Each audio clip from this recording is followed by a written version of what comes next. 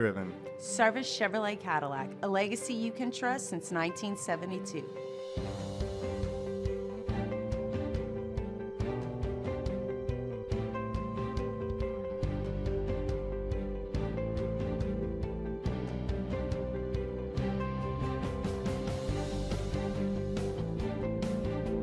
Service Chevrolet Cadillac, our family serving your family. For over 50 years.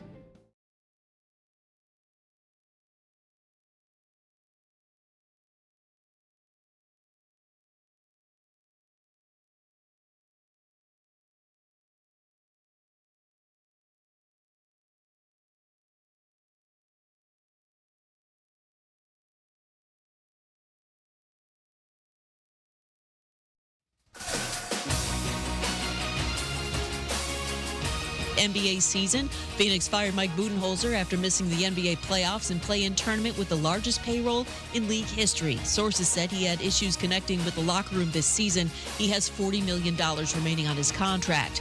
Pelicans fired Executive Vice President David Griffin after 6 seasons. Fresh off a national championship at Connecticut, Paige Beckers, the runaway favorite to be drafted first overall in the WNBA draft tonight, and she will fit in effortlessly. ESPN basketball analyst and former WNBA star, Janae Agumake. At the WNBA, you want players that can do work, that can do damage against teams without the ball in their hand. She's played off ball, and she's succeeded. She's a 3-level scorer. But what I love the most is she's selfless. Like, she makes her teammates better. She helps others lead. Janae, part of our WNBA draft coverage, 7 Eastern ESPN. NFL Cowboys open up their voluntary offseason program with pass rusher Micah Parsons in attendance, despite a lack of a contract extension. Hey, it's your resident Super Bowl champ Chris Candy coming up Tuesday. Cam Ward, Shador, Jackson Dart, Jalen Milroe. I'll tell you how many quarterbacks will go in the first round when I release my mock draft at 6:30 Eastern. It's unsportsmanlike weekday mornings at 6 right here on ESPN Radio, ESPN2, and ESPNU. Matt Moscona. I'm very important. After further review. Say it one more time. After further review with Matt Moscona. And here we go. Live from the Mercedes-Benz of Baton Rouge studio. That's right.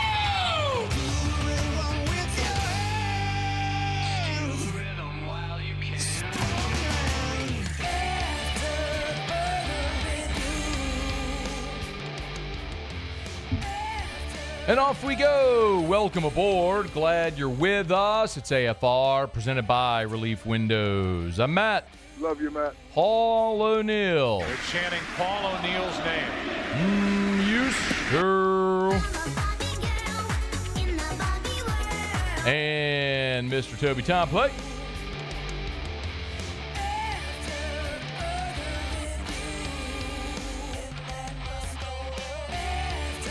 All right, we're here. Glad you are as well. Get out there and make it a good one. My goodness, what a newsy day. LSU spring scrimmage. Tigers swept at Auburn. Saints looking at a couple of veteran quarterbacks. David Griffin got fired. Nico's new team. We got odds on that. Man, we got a lot to do. Let's get going as we do every single day. It's time to pop the top on another edition of AFR with Bud Light. Drink easy. All right, let's take you inside of Tiger Stadium because judging by the attendance, you weren't there, which is okay. Listen, it wasn't even a real spring game. It was practice. I mean, we talking about practice. That's what it was. Practice, a lot like if you went, you got to see what we, the media, get to see typically on a day when Brian Kelly lets us in. Some special teams, some situational stuff, some goal line, red zone, 7-on-7, couple of scrimmage periods. That's what it was. And I will tell you there were a few things, especially having seen this team a good bit throughout spring, that were pretty notable takeaways from me. Now, I want to point this out because I think this is important. I would recommend you get a lot of people's opinions who were there because the way it's structured with a lot going on one end of the field or the other end of the field, there's things that I might have been watching that someone else wasn't watching and vice versa. So get as many opinions as you can of who saw what. I'm just sharing with you my opinion. Now, this is up at louisianasports.net if you want it. I took copious notes, and it is free if you want my scrimmage notebook. It's there at louisianasports.net. Click the LSU section, and you'll see it right there. It just says LSU Spring Scrimmage Notebook. See how we do that? It's really creative. Anyway, let me give you my biggest takeaways. First, I think as much as we have talked about the line of scrimmage, offensive and defensive line, that's where I had to start. And for me, the biggest takeaway there was that we saw the two transfers for the first time that I've seen them anyway. There certainly could be times in practice when the media isn't there that the two transfers, Braylon Moore and Josh Thompson, could have been running ones simultaneously. We've seen Josh Thompson take some reps at tackle. We've seen Braylon Moore take reps with the ones at center.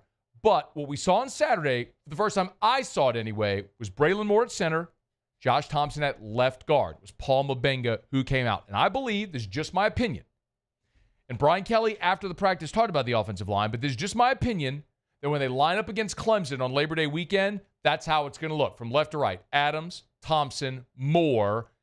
I think DJ Chester will be the starting right guard, and then Weston Davis at right tackle. But here was Brian Kelly about the offensive line coming out of that scrimmage.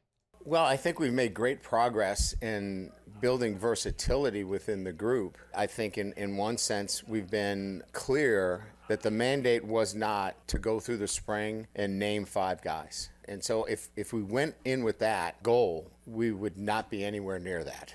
But that wasn't the goal. The goal was to get guys in position where we could find out what the best fit was for them individually and for us as a unit and then as LSU as a football team. So it's been moving guys around and finding where the right fits are. And then we'll go into camp and probably say, all right, through the first 8-9 practices will give us some time to make the decision on what that unit is and then build continuity through the back end of preseason camp with the starting 5. By the way, that's the exact same thing they did a year ago at cornerback. Remember, you had Zy Alexander coming off the ACL. You had Ashton Stamps coming back for a sophomore year. You had a bunch of transfers out, but you had a guy like J.K. Johnson healthy again.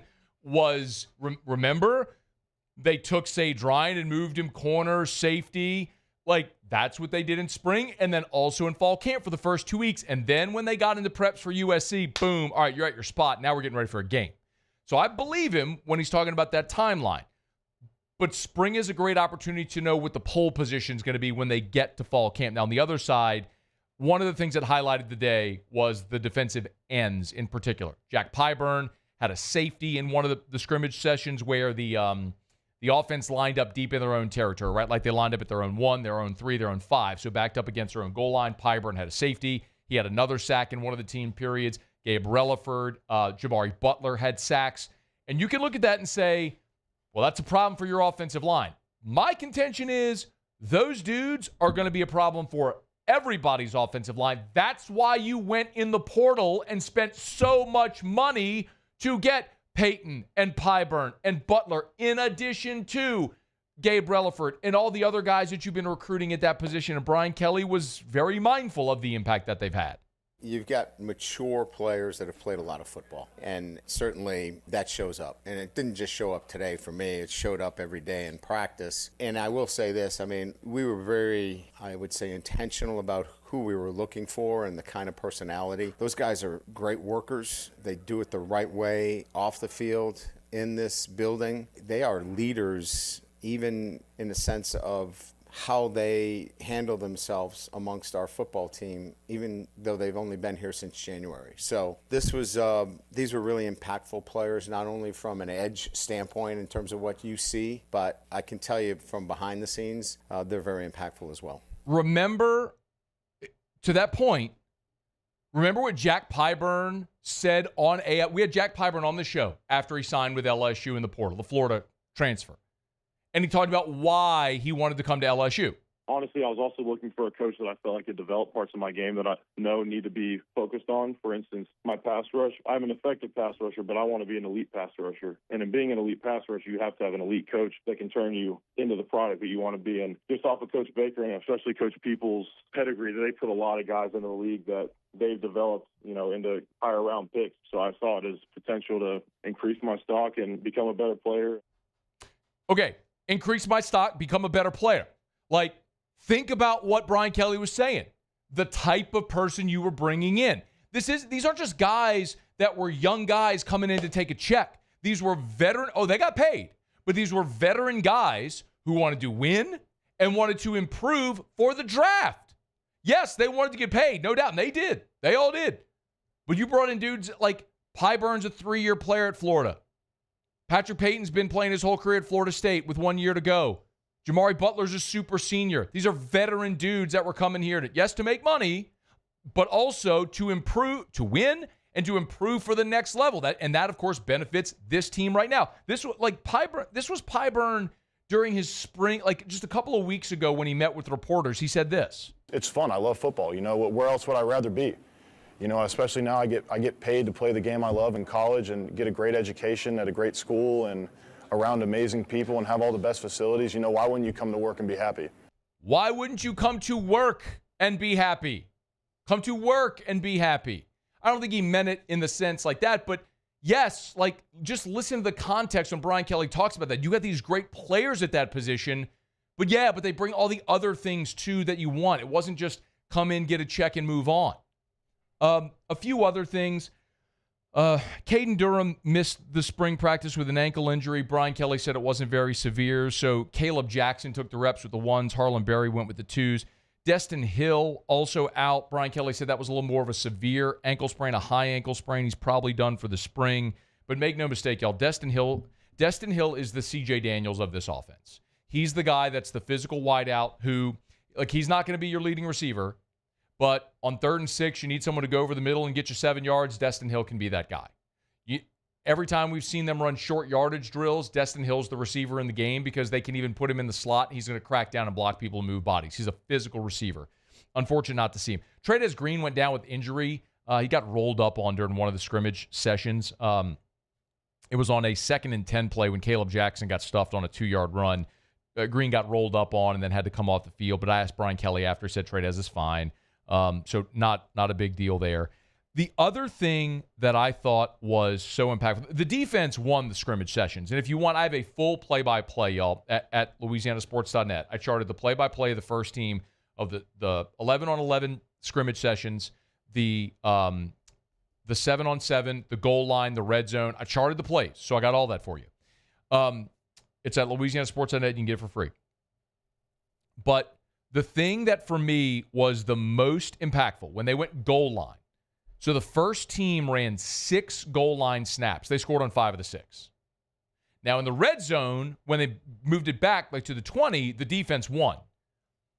But when they went goal line, like inside the 5, the offense scored on 5 of the 6 plays. And y'all, Joe Sloan was in his bag. Brian Kelly even mentioned afterwards when he was asked about Juwan Johnson, because on one of the plays, it was the 4th snap. Juwan Johnson, they kept Nuss in the game, so they flexed Nuss out. Juwan Johnson went to quarterback, called his own number, got in the end zone on the left side. And Kelly said, I made y'all turn off the cameras because I didn't want to put that on film. And it's one of those things where if this were a traditional spring game that was being televised, you probably don't run that play. Because Kelly clearly wouldn't want that on film for other people to see. But we got to see it. Like, these were the 6 plays. I'll go very quickly. First down, they went a 3 tight end set. Garrett Nussmeier designed quarterback draw for a touchdown. By the way, that elicited a very sarcastic cheer from the crowd because Nussmeier ran it in. Second down, power, give to Caleb Jackson, dive for a touchdown. Third down, Nussmeier rolls right. They had Caleb Jackson dragging underneath. Nussmeier, easy dump past Caleb Jackson for a touchdown. Fourth play was the Juwan Johnson one I just referenced with Nussmeier flexed out. Fifth was the only one that didn't. They threw a back right corner pylon pass to Chris Hilton. Nuss threw it out of bounds. It was well covered. That was the only one that didn't work. And then the 6th play, they went 4 tight ends. They had Bauer Sharp, Trey'Dez Green, Donovan Green, the A&M transfer, and they put Bo Bordelon in on the left side as a jumbo tight end. So they had 4 tight ends on the field, and they rolled right, and Bauer Sharp was wide open, and us could have just handed him the football. It was 6 different formations, 6 different players getting attempts, and you scored on 5 of the 6. It was really encouraging because, remember, that was a problem for LSU a year ago was red zone and goal line offense. I mean, literally the first possession of the season last year, Against SC, you drive all the way down, and you can't get in the end zone. You end up going forward on a 4th and goal, and you get stuffed. So you got to be better. You got the personnel to be. That was really interesting to see. So a couple of my takeaways. Defense was awesome. Look, special teams was still a challenge. You had, Chadwick, the Middle Tennessee transfer, boom, a 60-yarder, and then the next one he shanked. Same thing with Peyton Todd. His first 2 punts didn't even go 30 yards. It's going to be a process there, figuring those guys out who could be consistent. Field goal, Damian Ramos had one blocked. Aaron Burrell missed a PAT, but then they both made from 55. So that's just going to be a little bit of trying to develop consistency there. But all things considered, a really good day of work Saturday in Tiger Stadium. Tigers will practice Tuesday and then on Thursday, and that'll be a wrap on spring. Remember, the spring portal window opens on Wednesday, so we'll get a better sense of what guys won't be back for LSU come fall. All right, it is After Further Review. Our show open every day is brought to you by Bud Light. Drink easy with the great taste of Bud Light, the official beer of AFR. Tigers have 9 straight baseball home games. If you're going to be at the box, watching at home, or your favorite sports bar, make sure you got plenty of ice-cold Bud Light, the official beer of AFR. Maybe you're burling some crawfish for Easter this week.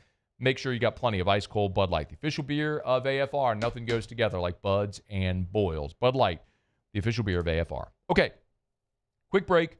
We'll come back. LSU baseball swept this weekend at Auburn. We'll recap it next. It's AFR. After Further Review. Of course, I love telling you about our friends over at Duplessis Builders and DuplessisBuilders.net. Would highly, highly, highly recommend, if you haven't done it yet, to get by the Duplessis Builders showroom. Airline Highway in Gonzales, corner of Airline and Duplessis Lane, incidentally, easy to remember, right next to the new Rouse's on Airline in Gonzales. And one of the things that's amazing about that showroom, and they want you to come in because when you go through that pool design process, they want you to be a part of it. They want you to pick the color of your tiles, your coping, your water features. And they have a full-on showroom where you can see all of these things. They actually have a spa built into the showroom where there's different shapes and colors and styles and designs based on which wall you're looking at, so you can see what it would actually look like in your home, in your backyard, in your outdoor space. Make it happen with our friends at Duplessis Builders. Ask any other company who comes by why they don't offer a 10-year workmanship warranty. You'll understand why the best Duplessis Builders. There it is, the extra mile, on the border of expected and extraordinary for those willing to go further, like vans customized for work or play, with safety and tech to keep you connected, supported by a 5-star sales, service, and finance team, and backed by the 1-star you know. So go the extra mile. It's never crowded because so few have what it takes to go there. Mercedes-Benz Vans. You work hard every day to pursue a life you love. You put in the time, and it shows. You're forging ahead, chasing a dream, creating something better for the ones you love. You're building your own life. So why not build your own tractor? With John Deere tractors and attachments for almost any need, the Sunshine team can help you do just that. Check out our current promotions and learn more about what it means to be powered by Sunshine at sunequip.com. Gulf Coast Office Products is a nationally recognized Savin office equipment dealer based right here in Louisiana. Over 100 employees strong, Gulf Coast has the boots on the ground to support all vertical markets from education, engineering, legal, and finance. With the latest in office technology from desktop to production segment units, Gulf Coast and Savin have the perfect fit for you. Call 225-756-2644. That's 756-2644 for Gulf Coast Office Products. Crime has serious consequences, but anyone can make a mistake. If you find yourself in trouble with the law, know that you have rights, and it's okay to demand them. The law offices of O.C. Brown are here to protect you and your rights. Felony or misdemeanor, DUI or drug charge. No matter what crime you're accused of, you still have rights. Let the law offices of O.C. Brown uphold them. Call 225-343-1111. Your law firm for a lifetime. Family owned and community driven. Service Chevrolet Cadillac, a legacy you can trust since 1972.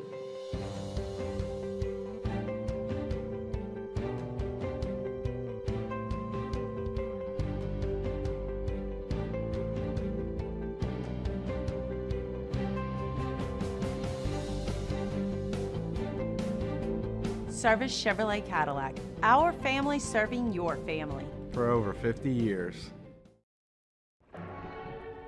These are the luckiest ice cubes in the world. They could have been a thankless bed for an all-you-can-eat salad bar.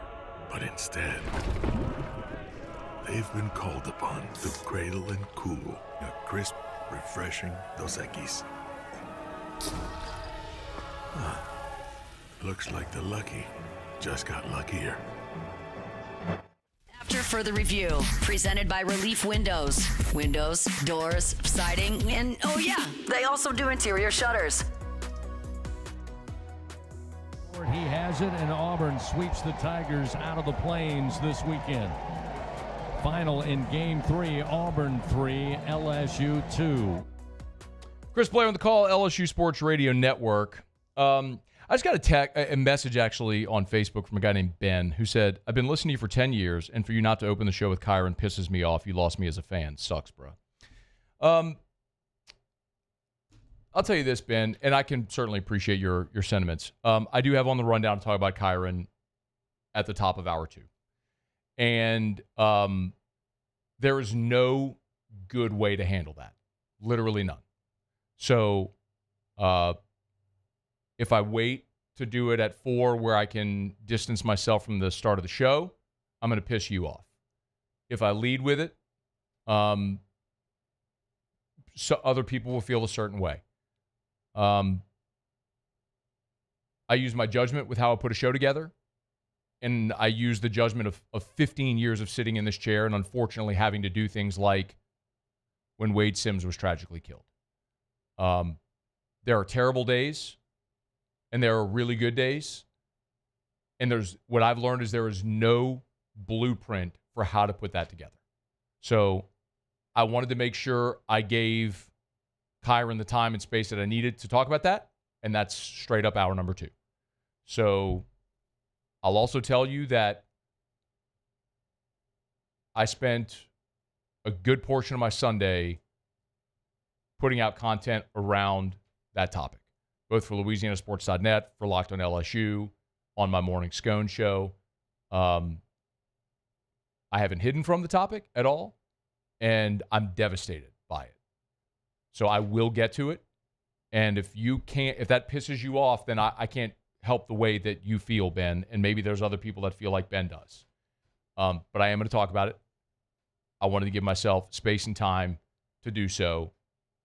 And so it's coming up at the top of hour number 2. And I will talk.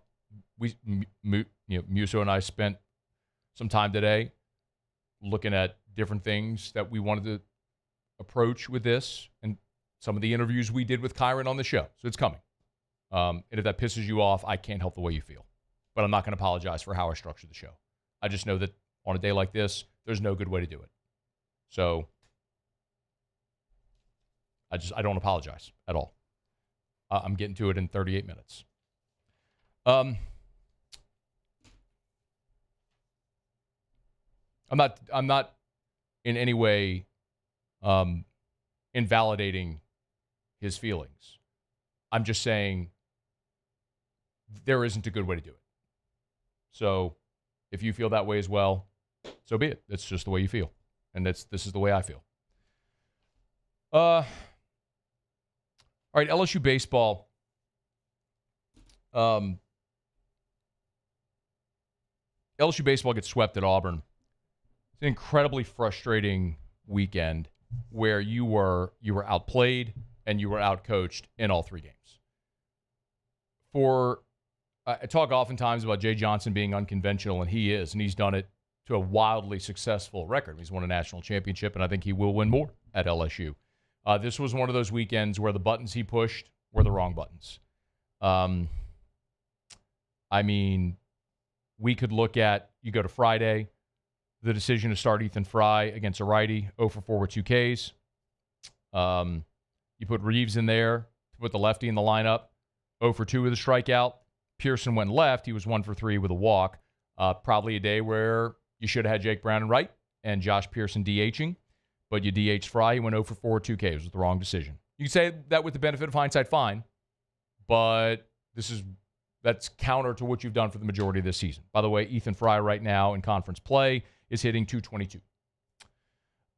Josh Pearson's hitting 225 in conference play.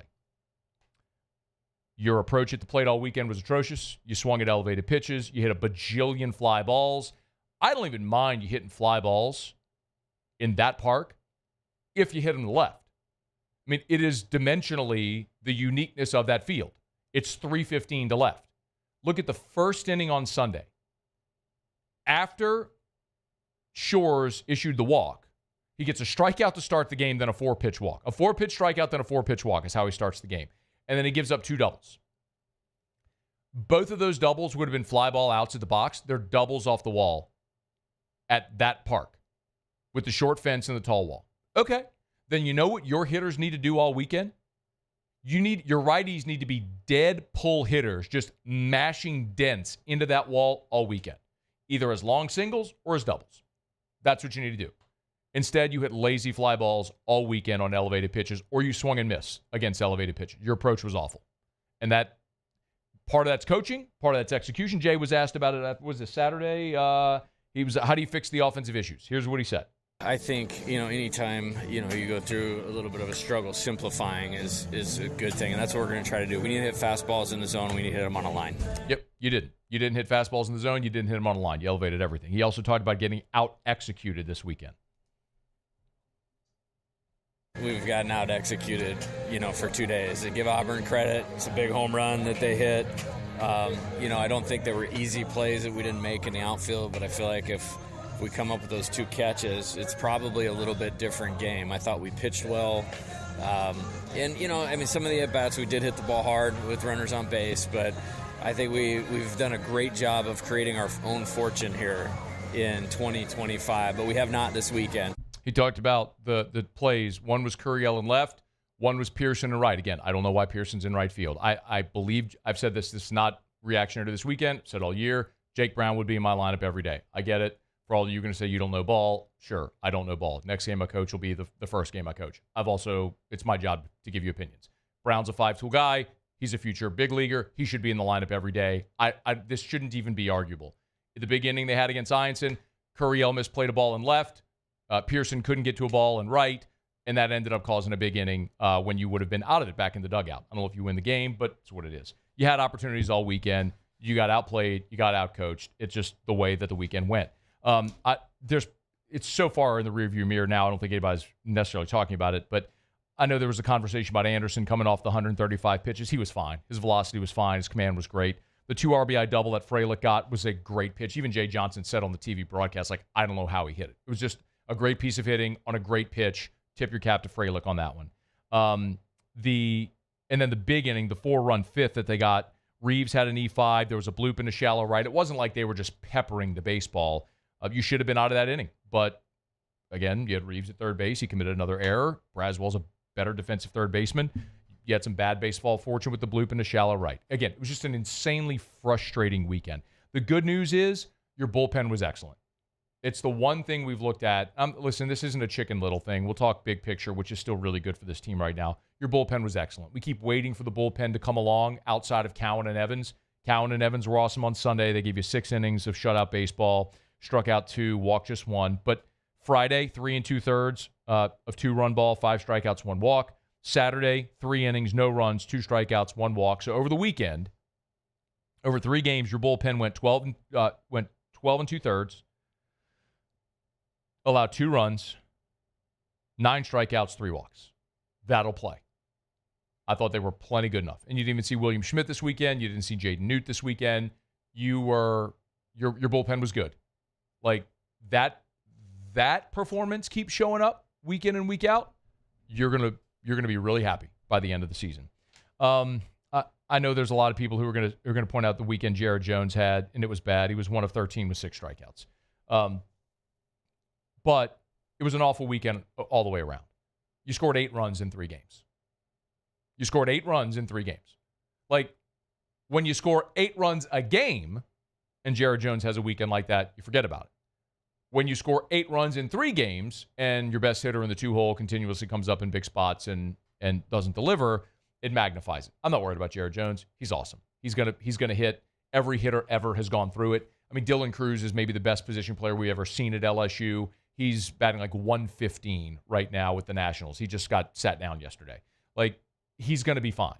Every hitter in the history of ever goes through a stretch like that. I'm not at all worried about Jared Jones, but it's magnified when everyone else doesn't hit. No one's there to pick him up. Like, Stephen Milam coming into this weekend was hitting around 220 in league play. Now he's up to 231 in SEC play. Nobody was talking about Milam scuffling because everyone else was hitting, and you were 10-2 in the league. So it was buried and forgotten. You go have a weekend like this, and Jones' struggles get magnified. But Jared Jones is awesome. I think he probably pressed a little, was chasing some balls up and out of the zone. He'll be fine. I don't worry at all about Jared Jones. The 10,000-foot view is now you return home for 9 games. You can get rested after back-to-back road conference weeks, and including the midweek, on the road at Nichols last week. So now you come home. You have 9 straight games at home, which is a great way to get rested, get comfortable, get back in front of your fans, and you have a winnable weekend with Alabama coming to the box here this weekend, and you're 10-5. The disappointing thing is you went in this weekend 10-2 with an awesome opportunity to really build yourself a cushion, and you missed it. You had a great opportunity to build yourself a cushion, and you missed it. Even one game, because we talked, like, if you get to 20-10 in league play, like, you're a lock to be a national seed. You're there. You're at 10-5 at the halfway point. So go replicate in the second half what you did in the first, and the road to Omaha goes through the box, which is what you want. But you made it more complicated because you had a cushion built going to Auburn this weekend, and you gave it away by getting swept, even if you had just managed to steal one of those games. I mean, you didn't allow a run after the second inning on Sunday, and you lost the game 3-2. So very uncharacteristic of this team to have the weekend they did, but every team in the history of ever has had a bad weekend. I mean, Tennessee was at home against lowly Texas A&M, no-hits them, a no-hit run rule on Friday, comes back, loses the doubleheader, including getting run ruled the next day.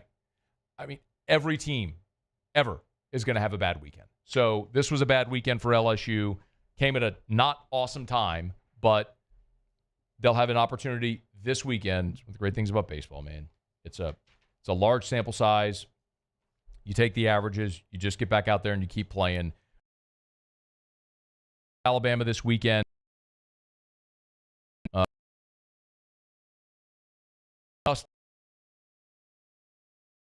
This weekend with the Crimson Tide.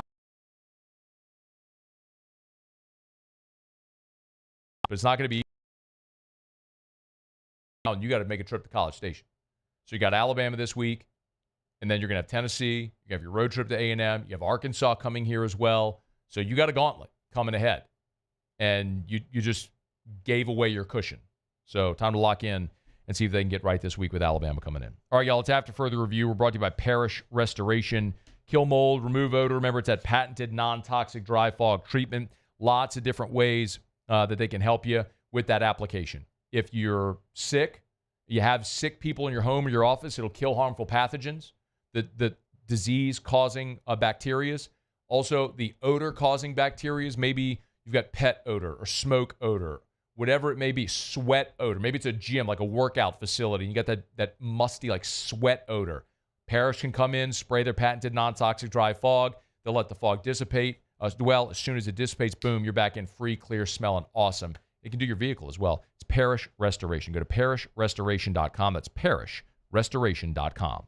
All right, y'all, glad you're hanging out with us here on this Monday edition of AFR presented by Relief Windows. Man, a lot that I want to get to here as we roll through. I do have to talk about there are odds now for Nico Iamaleava's next team now that he's not going to be back to Tennessee. We'll get to that story here in just a smidge, and we'll go around the SEC. Stay with us. It's AFR. After Further Review. We're brought to you by Rouse's, the official supermarket of the New Orleans Saints. Rouse's.com, Rouse's.com. Of course, you can get on by and see our friends over at Rouse's. Whether you're making groceries, you're looking for dinner for the whole family, you can always get by Rouse's. Of course, this weekend is Easter. Whether you're going to be maybe boiling crawfish, celebrating Easter with family and friends, they've got everything you need. Maybe you want to let someone else handle the cooking this Easter. Rouse's has all of their party and catering trays. So if you want the boudin egg rolls, the crawfish meat pies, If you want anything from like the crawfish pastelaya, they've got everything over at Rouse's, the official supermarket of the New Orleans Saints. You can order online or you can walk in. You can download their app as well, the Rouse's app. Walk into any of their 70 Rouse's locations. Of course, it's Monday. Holden Mayo would be so impressed. They got their red beans and rice, serving it up hot over at all the Rouse's locations, rouses.com, rouses.com. Get on by and see them today. Rouse's, this feels like home.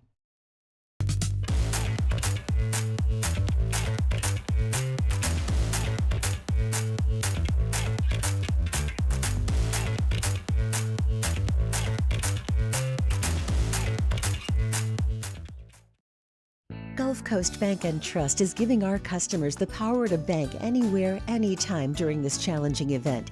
And we're right there with you. Our mobile banking app is a smart way to manage your money and time. Gulf Coast Bank and Trust, the bank that cares about you. The Windsor Senior Living Community in Mandeville, Louisiana is a beautiful, vibrant apartment community geared towards seniors. They are nestled right in the heart of Mandeville, where seniors live a more carefree lifestyle in spacious apartments with the peace of mind that comes from having a little extra help. Call the Windsor at 985-624-8040 to schedule a lunch and tour. Come see how the Windsor can be your passport to peace of mind. At Bayou Automotive, we believe in a sales process that puts you first. We want you to experience an easy purchase with clear pricing and great service. Let Bayou Ford and Bayou Chrysler Dodge Jeep Ram be your trusted partners in finding your perfect vehicle. The crew at Bayou Automotive is going to do right by you. Men, age is just a number. Don't let it dictate how you feel. Goodwood Men's Sexual Wellness has anti-aging services that can help you look and feel your best. Visit yourgoodwood.com and discover a renewed sense of vitality. At Ochsner, we know healing is a team sport. That's why we've partnered with world-renowned orthopedic surgeon Dr. James Andrews to create the Ochsner Andrews Orthopedics and Sports Medicine Institute. Whether you're a professional athlete or a weekend warrior, our team of specialists are dedicated to getting you back in the game.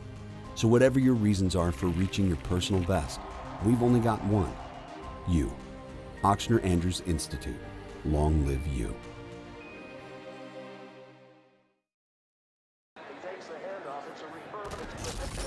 When you can't rely on technology, you can rely on Mountain Cold Refreshment. Dave's back on. Coors Light. Choose chill. There it is, the extra mile, on the border of expected and extraordinary for those willing to go further, like vans customized for work or play, with safety and tech to keep you connected, supported by a 5-star sales, service, and finance team, and backed by the 1-star you know. So go the extra mile. It's never crowded, because so few have what it takes to go there. Mercedes-Benz Vans.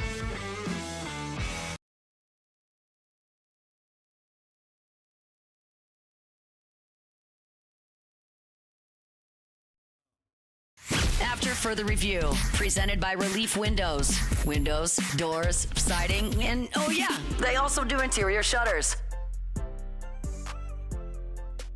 Jake Madison will be with us here in less than an hour. Talk about kind of the big news around the Pelicans. Season ended on Sunday, 115-110 loss to Oklahoma City. Pels finished 21-61, the worst record for the franchise in an 82-game season since the 2004-2005 New Orleans Hornets, won 18 games. Of course, that was the team then after that season subsequently drafted Chris Paul and set the franchise on a very positive trajectory, something we're hoping for here as well. With this miserable season where the Pelicans finished with the 4th worst record in the entire NBA, the 2nd worst record in the Western Conference, only behind the Utah Jazz. The interesting tidbit here is that it seems as though that they knew this was a direction they were going. Obviously, they knew this was the direction they were going to go. As Shams Charania is reporting that Hall of Famer Joe Dumars is a serious front-runner to become the lead basketball executive with the Pelicans. He was the 2003 Executive of the Year, a 2004 champion with the Pistons. That was, of course, the Pistons team with Ben Wallace and those guys that beat the Lakers. Dumars is a Louisiana native and currently heads NBA ops for the entire NBA. So he's an executive in the league office right now who could very well be in line to come home to Louisiana and be the new head of basketball operations, or whatever the title may be. Of course, David Griffin's title was executive vice president for basketball operations. But David Griffin, 6 years in New Orleans. The team's record during his time in New Orleans was atrocious. They made two playoff appearances, never advanced past the opening round. Went to a sixth game in Willie Green's first season. Last year, they were swept by OKC after advancing the play-in. And they'll find a new general manager. A little surprising, isn't it, that the head of operations for the basketball team after 6 years gets fired, yet the general manager of the football team just 4 straight seasons missing the playoffs, worst cap situation in the NFL, continuing to miss on free agents and draft picks, biggest free agent whiff in the history of the organization, Derek Carr. He's good. Let's keep smacking that gum, man. Jake Madison, again, will be with us in less than an hour. Glad to have you hanging out with us here. Our Monday shows are brought to you by Relief Windows and ReliefWindows.com. Energy-efficient replacement windows, beautiful entry doors, hardy plank vinyl siding. They do it all. They do it better than anyone. Of course, maybe you're getting that tax refund, reinvest it into your home with Relief Windows and ReliefWindows.com. All right, do it every day about this time. Let's go around the SEC. Around the SEC, bringing you the biggest news from the nation's best conference. The Florida Gators. So Billy Napier said on Saturday, DJ Lagway start throwing in a couple of weeks. Remember, he had a shoulder injury that limited him here in spring. Played in 5 snaps on Saturday. All were handoffs. Lagway missed sometime last fall with shoulder soreness, kind of a lingering issue from high school. Did not miss a game a year ago, but DJ Lagway set to get back throwing here in a couple weeks. The Alabama Crimson Tide. Alabama OC Ryan Grubb said that Ty Simpson would start at quarterback if the Crimson Tide played a game tomorrow. Austin Mack and Keelan Russell are also competing for the job. Simpson's been at Alabama for 3 years. He's thrown for 381 yards, no touchdowns, no picks. The Oklahoma Sooners. OU expects wide receiver Javonte Gibson to be ready for the regular season. The Arkansas Pine Bluff transfer underwent surgery on a broken leg this week, but they do expect him to be set for the season opener. He's from Opelousas, 6'3" pass catcher. Spent the first 2 seasons of his college career at Division II Arkansas Monticello. Now he's at Oklahoma with 2 years of eligibility remaining. The Auburn Tigers. Freshman cornerback Devin Williams suffered a torn ACL Saturday afternoon. He will be out for the 2025 season. 3-star prospect out of Buford, Georgia, the number 56 cornerback in the country, picked Auburn over Texas, Alabama, Texas A&M, Florida, and others. Auburn does return 2 starters at cornerback. The Missouri Tigers. Center Talon Chandler plans to enter the transfer portal with 4 years of eligibility remaining. Originally committed to Colorado out of high school, flipped to Missouri in November, spent just 1 season with, in November of 23, spent just 1 season with the Missouri Tigers. He was a 3-star recruit out of Nevada. The Texas Longhorns. And Xavier power forward transfer Lacina Troyora has committed to Texas. 6'9", 215-pounder. Didn't play in a game in his 1 season with the Xavier Musketeers. Had a season-ending knee injury in the preseason, but had 2 seasons at Long Beach State and 1 at St. Louis prior to that. He averaged nearly 12 and 10, leading the Big West in rebounds 2 seasons ago. All right, there you have it. That is around the SEC. Love telling you about Supper Club. It's Monday, y'all, so I mean Supper Club is closed. Remember, they're open Tuesday to Saturday, but man, always a great time to go book that reservation. Whatever event you have coming up, birthday, anniversary, graduation, remember, Supper Club is the place to celebrate. SupperClubBTR.com is where you can go get your reservations. SupperClubBTR.com. Look, of course, it's Lent for another week anyway. A lot of people are looking for that seafood option. Everybody knows Supper Club's got the best steaks. I tell you about them all the time. The Omi beef, all the Wagyu, the Sagrera cuts, amazing. But they have the best of everything. You want Chilean sea bass? Check. salmon, check. Their stone crabs from Florida, they buy direct from the fishermen. So it's the freshest you'll find. Their Alaskan king crabs are from the show The Deadliest Catch. They're from the boats that are on the show The Deadliest Catch. Like when the box comes in, it tells you which ship those crabs were caught on. They'll be like ships from the show. It's Supper Club right there on Perkins Road. You don't have to go to New York or LA or Paris or Dubai to have a world-class dining experience. It's Brandon and Mackenzie Landry's gift to Baton Rouge and Louisiana. Go to Supper Club right there on Perkins Road. SupperClubBTR.com for your reservations. SupperClubBTR.com. All right, y'all, it is After Further Review. Glad you're hanging out with us here. So on Friday, the Nico Iamaleava story was percolating. On Saturday, it came to a head. He's out. Tennessee's looking for a new quarterback. Vegas has put out the odds of where Nico will land and what Tennessee does. We'll get to it next. It's AFR. AFR. Y'all, it's hot out there. It's actually hot in here. Muse just took off his jacket. He's usually freezing in here. Icicles coming off his nose and whatnot. But I'm going to tell y'all what happens. You know, you live here. April becomes May, May becomes June, and before you know it, you look up and it's 103 degrees with a heat index of 113, and you go, my God. Get me inside in that AC. What if your AC goes out? You ready to pay that bill? Woo! That's why you got to call River City's 1 hour air, y'all. 752-0001, 752-0001, 752-0001. Pre-season AC tune-up. I do it every year, y'all. You want to extend the life of your unit? This is the way to do it. I mean, when we bought our home that we're presently in, one of our units, they told us, man, it's on the last leg. We kept doing that standard seasonal maintenance. We ended up getting almost another decade out of that unit. Extend the life of your unit with River City's 1 hour air. At Atmos Energy, our smart choice solutions help customers save energy and emissions with rebates up to $500 off high-efficiency natural gas appliances, smart thermostats, and weatherization upgrades. Together, we're fueling our energy future.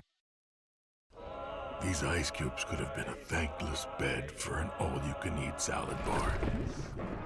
But instead, they cradle and cool the crisp, refreshing Dos Equis. Nicely done, ice cubes. At Luba Workers' Comp, our journey began over 30 years ago with a simple belief. Our clients come first. At Luba, our business has always been focused on people, not policies. Through every success and challenge, we've continued to grow because we've stayed true to our values, committed to providing you with genuine dependability. Because your well-being is more than a priority. It's our purpose.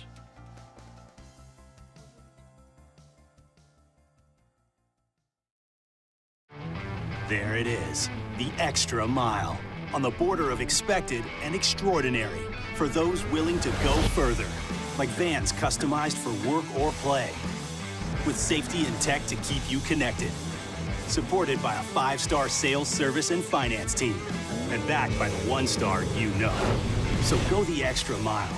It's never crowded, because so few have what it takes to go there.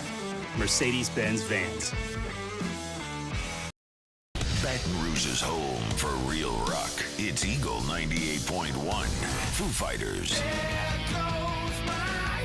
Led Zeppelin. AC/DC. Pearl Jam. And the flagship home for LSU sports. Take us anywhere with the Eagle 98.1 app. Eagle 98.1 is the rock station. ED, low T, or simply seeking to optimize your health and performance? Goodwood Men's Sexual Wellness offers a range of discreet services to address your specific needs. We empower men to reclaim their health and confidence. Visit yourgoodwood.com. Gulf Coast Office Products is a nationally recognized Savin office equipment dealer based right here in Louisiana. Over 100 employees strong, Gulf Coast has the boots on the ground to support all vertical markets, from education, engineering, legal, and finance. With the latest in office technology, from desktop to production segment units, Gulf Coast and Savin have the perfect fit for you. Call 225-756-2644. That's 756-2644 for Gulf Coast Office Products.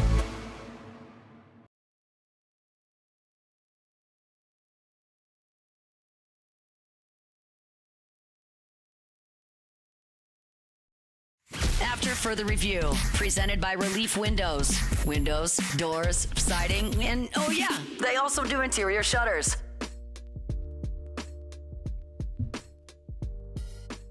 So on Friday, the big story was about Nico Iamaleava at Tennessee. Apparently a missing practice, sort of a hold-in, as you could say, wanting more money. We all know the reports that he was getting $2.4 a year. He wanted $4 million a year. Tennessee effectively said, all right, deuces, get out of here. We'll see you. Good luck wherever your next spot may be. So Tennessee had their practice on Saturday, and afterwards Josh Heupel talked about Tennessee making the decision to move on from Nico Iamaleava. Today's landscape of college football, it's different than what it has been. It's unfortunate, just the situation and where we're at with Nico. I want to thank him for everything that he's done since he's gotten here as a recruit to who he was as a player and how he competed inside of the building. So a great appreciation for that side of it. Obviously, we're moving forward as a program without him. I said it to the guys today. There's no one that's bigger than the power T, and that includes me. And they hear me say that a lot inside of that team room. This program's been around for a long time with a lot of great coaches, a lot of great players that came before that laid the cornerstone pieces, the legacy, the tradition that is Tennessee football. It's going to be around a long time after I'm done and after they're gone. I can respect everything Josh Heupel said there. Still, that is a very difficult decision to make because whether Nico is the quarterback or whomever might be next, the fact of the matter is they're going to expect to win. I mean, they were just in the playoff, and they're going to expect to be back in the playoff competing. And you lose your starting quarterback, it's a big deal. I'll let you hear what Heupel said about their quarterback approach in just a second, but we do have odds posted for where Nico will land. Remember, you cannot transfer within the SEC in the spring portal window. So, man, a team like Alabama would be a very obvious fit where they don't feel great about Ty Simpson, and then they got a freshman coming in, the kid who was at the SMU committee, they gave the Bama bump, then all of a sudden became, this like 5-star, whatever. I'm sure he's going to be awesome, though. But you can go get a guy that's been in the SEC and been in the playoffs, like that would be a plug-and-play no-doubter, but he can't. So you look around, and the first teams that were mentioned were like Ohio State and Oregon and Colorado, teams that have the money and are willing to dish it out and spend on a quarterback who can get him there. Interestingly, though, 2-1 odds right now, UCLA. This is up for free, by the way, on the homepage at LouisianaSports.net if you want to go read the odds. But the odds betting favorite is UCLA at 2-1. How about Bill Belichick in North Carolina at 5-2? It's plus 250. Second. USC, third. Of course, Miller Moss hit the transfer portal in this cycle. Texas Tech, we know they got money to spend. There's Colorado. Arizona State. Surprised to see Notre Dame so far down on that list because for the last handful of years, they've gone into the portal every year and gone after transfer quarterbacks via the portal. And, of course, you just had another one leave. Maryland, Oregon, Cal, and Syracuse are the others on that list. Of course, Ricky Collins was just named the starter at Syracuse. A little surprising to see UCLA at the top of the list, but if you're a team like UCLA and you have donors that are willing to spend, and you can look, at one point they had Dante Moore, who was a 5-star, was there for a year and moved on. So they've been able to do it in the NIL era. Could they write a big enough check to get Nico there? And this seems like this is binary. I mean, Nico's got his number. Who's going to pay the number? Somebody will. It'll be fascinating to see who. The good news is that certainly weakens Tennessee. If you're just looking at it from an LSU prism, Tennessee's a team that made the playoff a year ago. This weakens Tennessee, undeniably. That's a good thing for LSU. Josh Heupel on where the Vols go from here. we're where we need to be as well. And our coaches and staff, guys have been here over the last 4 years, have rebuilt this program, and it's built to win. And I say that as we're moving forward from today too. This program's ready to go win next fall. And as a program, since we've been here, we've won with a lot of different QBs, done it historically in my career with a lot of different QBs. Some of those guys have been older, some of them have been younger, but we'll have a quarterback that's ready to go win and help us compete for a championship. I mean, that sounds great, and I'm sure you can't sell it any other way. But George McIntyre, who at one point was a Bama commit, is on the roster. Jake Merklinger is on the roster. And that's it. So one thing's for certain. Tennessee is going to be buying in the upcoming portal cycle, which opens on Wednesday. Can they go tamper and entice somebody somewhere to jump in the portal to take maybe their 2.4 that Nico walked away from? We'll see. All right, y'all, we're brought to you by Evermore.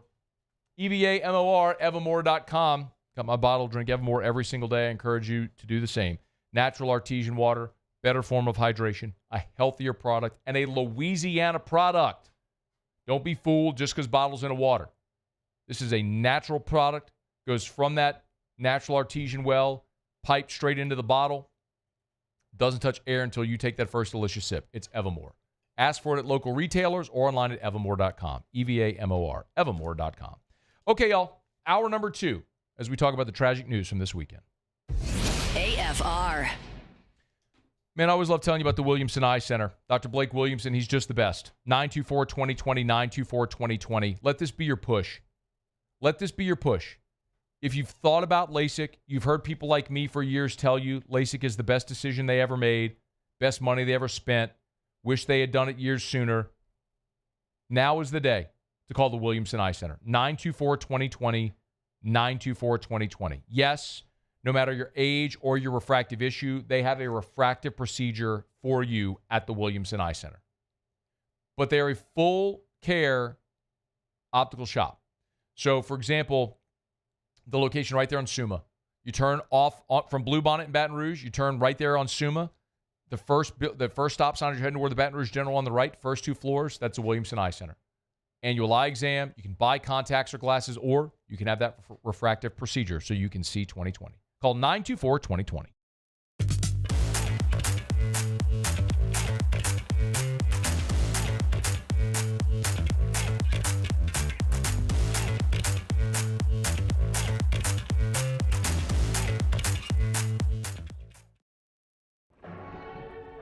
These are the luckiest ice cubes in the world. They could have been a thankless bed for an all-you-can-eat salad bar, but instead, they've been called upon to cradle and cool a crisp, refreshing Dos Equis. Looks like the lucky just got luckier. Dos Equis.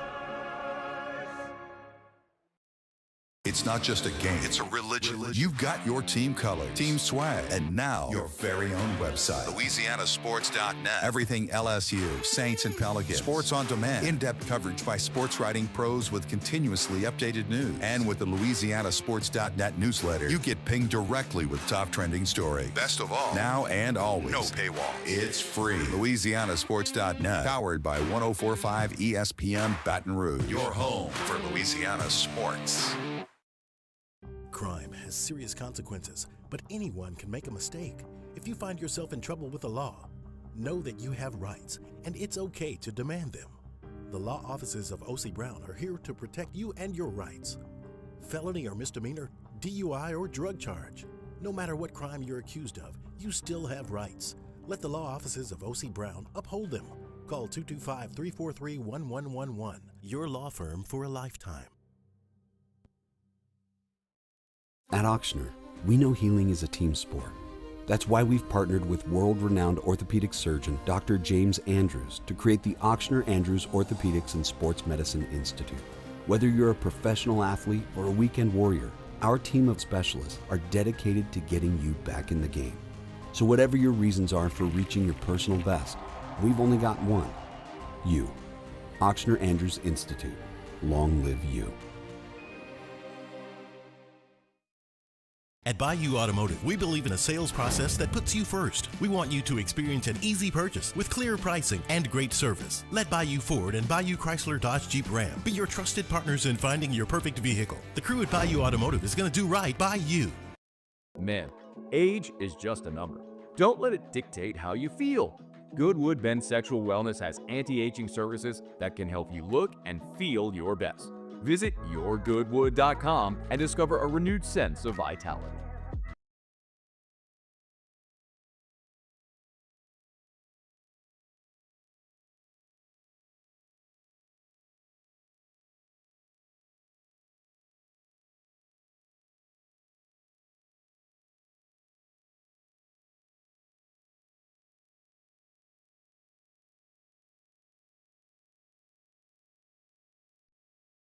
This is SportsCenter. I'm Christine Lacy. One and done for Mike Budenholzer in Phoenix. The Suns fired their coach after one season where they missed the NBA playoffs and play-in tournament with the largest payroll in league history. Third straight offseason, owner Matt Ishbia is making a coaching change. Sources said Budenholzer had issues connecting with the locker room. Pelicans fired Executive Vice President David Griffin. One of New Orleans' main issues in his 6-year tenure, the oft-injured former #1 overall pick, Zion Williamson, says First Take host Stephen A. Smith. He's been a huge disappointment because of his lack of availability. That's the bottom line. And even when he's been on the court, he's had such a debilitating impact on the franchise because he's not consistently available that it's just squashed any kind of hopes that they had. Williamson's played in just 45% of his possible games with the Pelicans. WNBA welcomes its new rookie class tonight with the annual draft, 7 Eastern ESPN. Paige Becker set to be selected first overall by Dallas. Yankee slugger Aaron Judge named captain for Team USA for the 2026 World Baseball Classic. Hey, it's your resident Super Bowl champ Chris Candy. Coming up Tuesday, Cam Ward, Shador, Jackson Dart, Jalen Milroe. I'll tell you how many quarterbacks will go in the first round when I release my mock draft at 6:30 Eastern. It's unsportsmanlike weekday mornings at 6 right here on ESPN Radio, ESPN2, and ESPNU. Matt Moscona. I'm very important. After further review. Say it one more time. After further review with Matt Moscona. And here we go. Live from the Mercedes-Benz of Baton Rouge studio. That's right.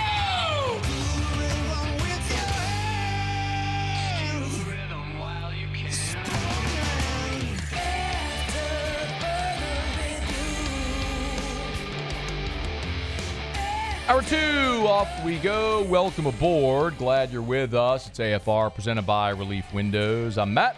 This is Shaq O'Neal, and I hate Matt. Paul O'Neal. They're chanting Paul O'Neal's name. Musto. And Mr. Toby Tomplay.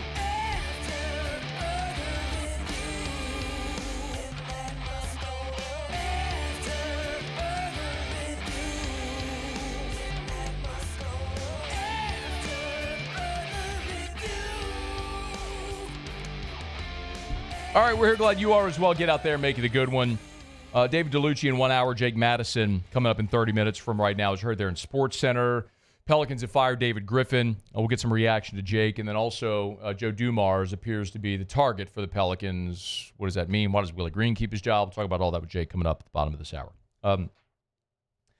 There is no easy way to talk about this, so I'll just jump into it. Everyone knows by now, Kyren Lacy died on Saturday night in Houston. The word tragedy, sometimes people often misuse. Tragedy, in a very literal sense, involves a death, by the definition of the word. This is a tragedy. I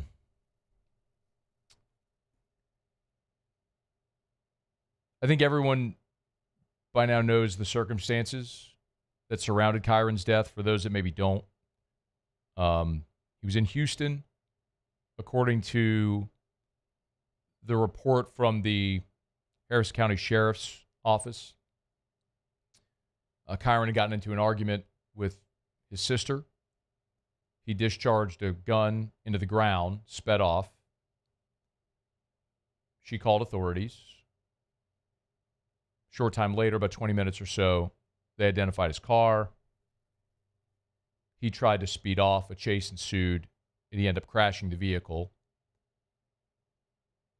Dash cam and body cam footage indicates that no shots were fired from the pursuing deputies, and that Kyren, and no shot was fired once the chase ended after the vehicle crashed. So it is believed that Kyren shot himself while he was driving and ultimately crashed the vehicle. He was pronounced dead at the scene. I think everyone also knows by now that this week Kyren was set to face a grand jury in Lafourche Parish in connection with the fatal hit and run from December, for which he was arrested in January. That took the life of a 78-year-old man. There's, I've mentioned before that, in a different life, what feels like a different life, I did news. There was an old saying that a grand jury would indict a ham sandwich. That's to say it's very easy to get an indictment. An indictment is basically just saying that there's enough evidence to proceed with charges in a trial. It's a very low burden of proof. It's not like, this isn't like a criminal court case where you have to have proof beyond a reasonable doubt, right?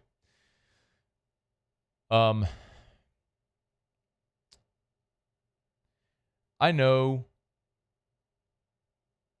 that a lot of people feel a certain way. Some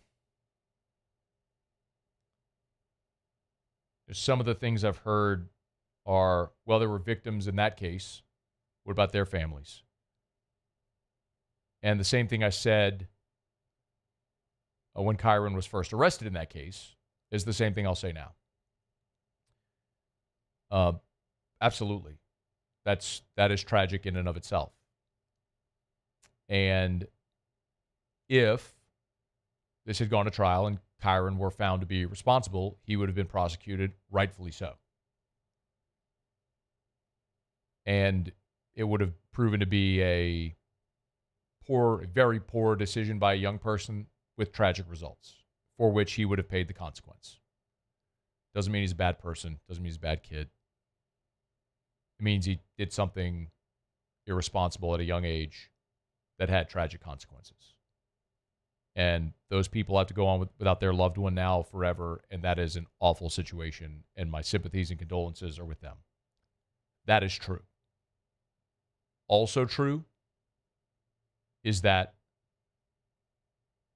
the Lacy family and his friends, teammates, coaches now have to live forever with the knowledge of wondering, could I have said something more? Could I have done something more?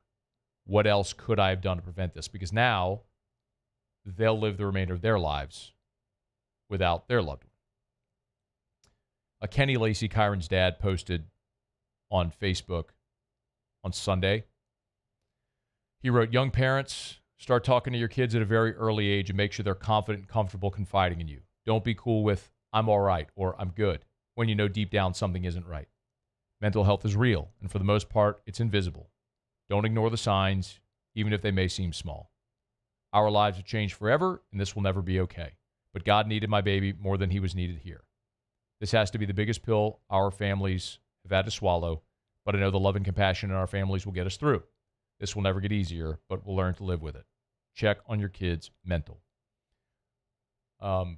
Very clearly, the gravity of the situation surrounding Kyren was more than he was willing to deal with.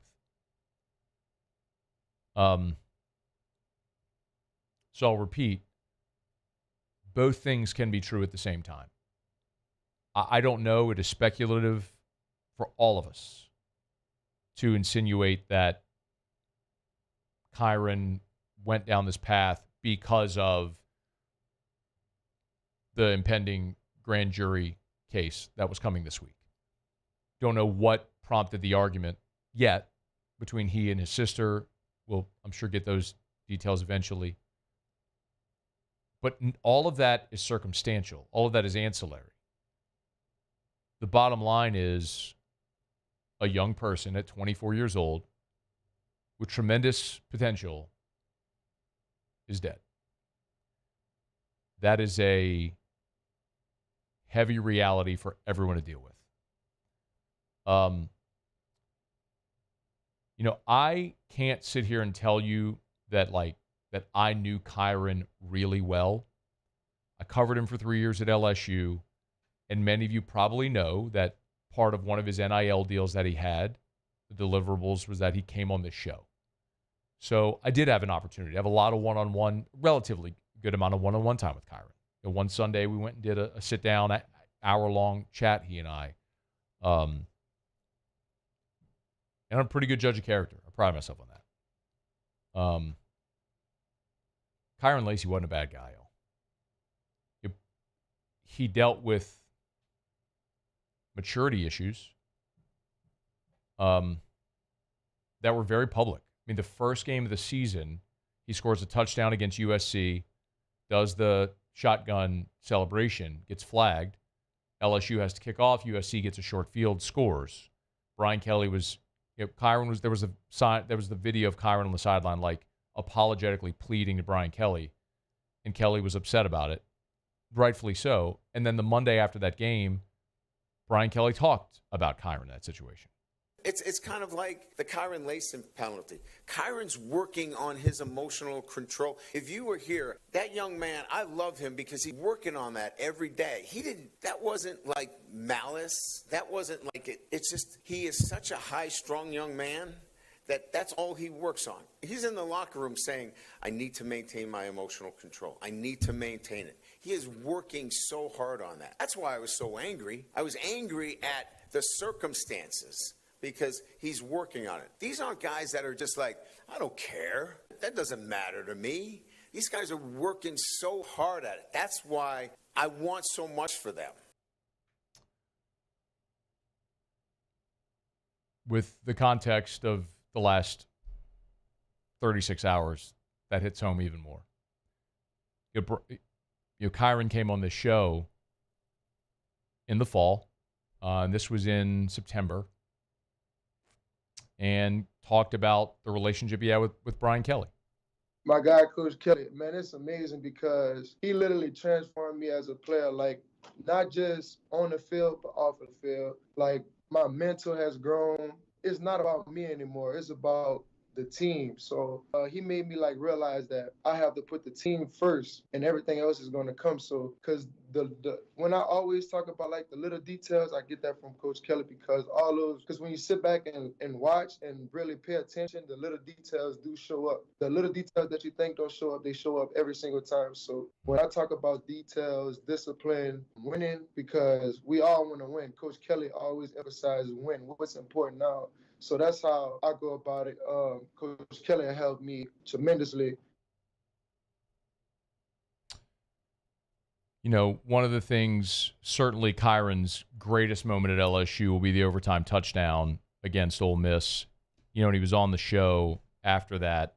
And if you remember the play, he scores and then he feigned like he was going to throw the ball in the stands and stopped. And I asked him about that, and he said, all I was thinking is, don't get a penalty. Cannot get a penalty. Don't get a penalty. And we kind of laughed about it because I said, man, look, game's over at that point. I think you could have chucked that thing in the upper deck if you wanted. But just from what happened in week one to that Ole Miss situation, it showed the progress and the growth and development. But clearly he still had a long way to go. And unfortunately, we're not going to get to see that potential realized for Kyren, who's dead at the age of 24. But he did achieve immortality, because for as long as we talk about the LSU Ole Miss series, he'll be part of it. Like people talk about Billy Cannon's run, or the night the clock stopped, or Odell's punt return in 2013. They'll talk about the overtime game in Tiger Stadium when fans rushed the field. And Kyren Lacy had the walk-off touchdown in overtime. And forever, that'll be part of his story.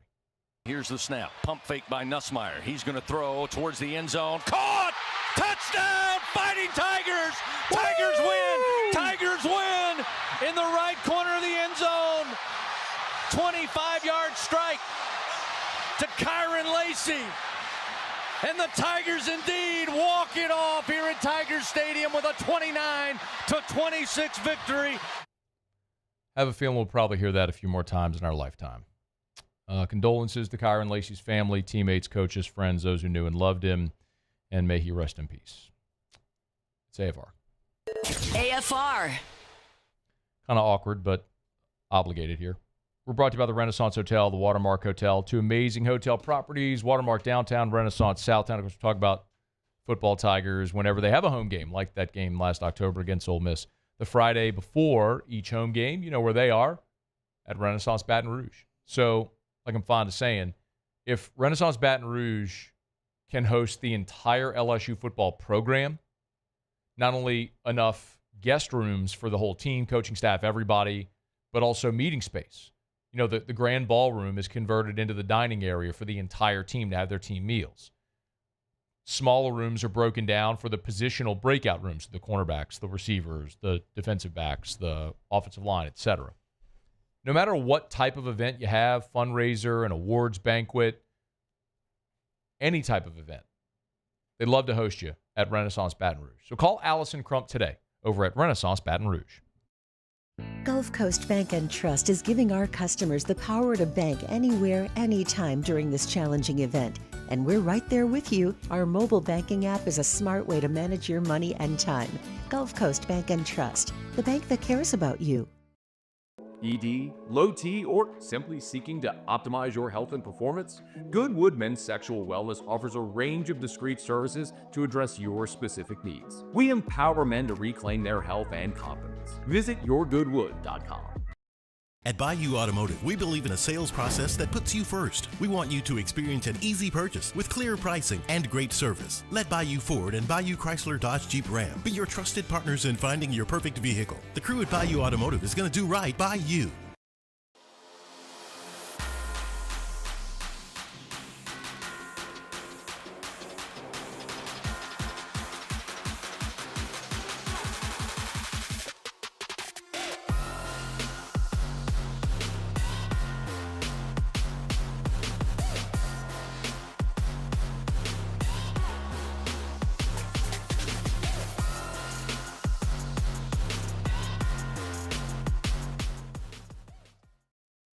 Family owned and community driven. Service Chevrolet Cadillac, a legacy you can trust since 1972.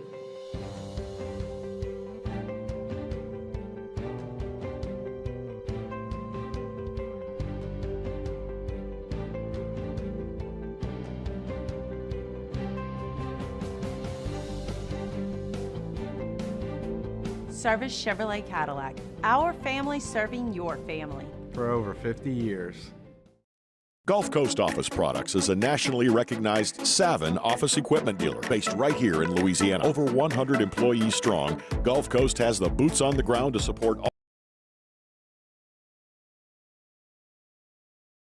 in office technology. From desktop to production segment units, Gulf Coast and Savin have the perfect fit for you. Call 225-756-2644. That's 756-2644 for Gulf Coast Office Products. Crime has serious consequences, but anyone can make a mistake. If you find yourself in trouble with a it's okay to demand them. The law offices of O.C. Brown are here to protect you and your rights. Felony or misdemeanor, DUI or drug charge. No matter what crime you're accused of, you still have rights. Let the law offices of O.C. Brown uphold your law firm for a lifetime.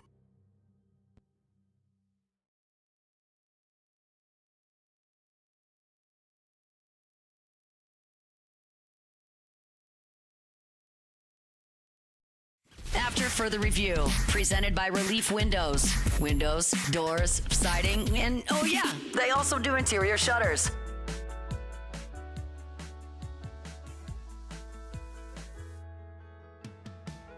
And we'll get to Jake Madison in a dozen minutes from right now. If you missed big news today, David Griffin fired as the Pelicans vice president of basketball operations.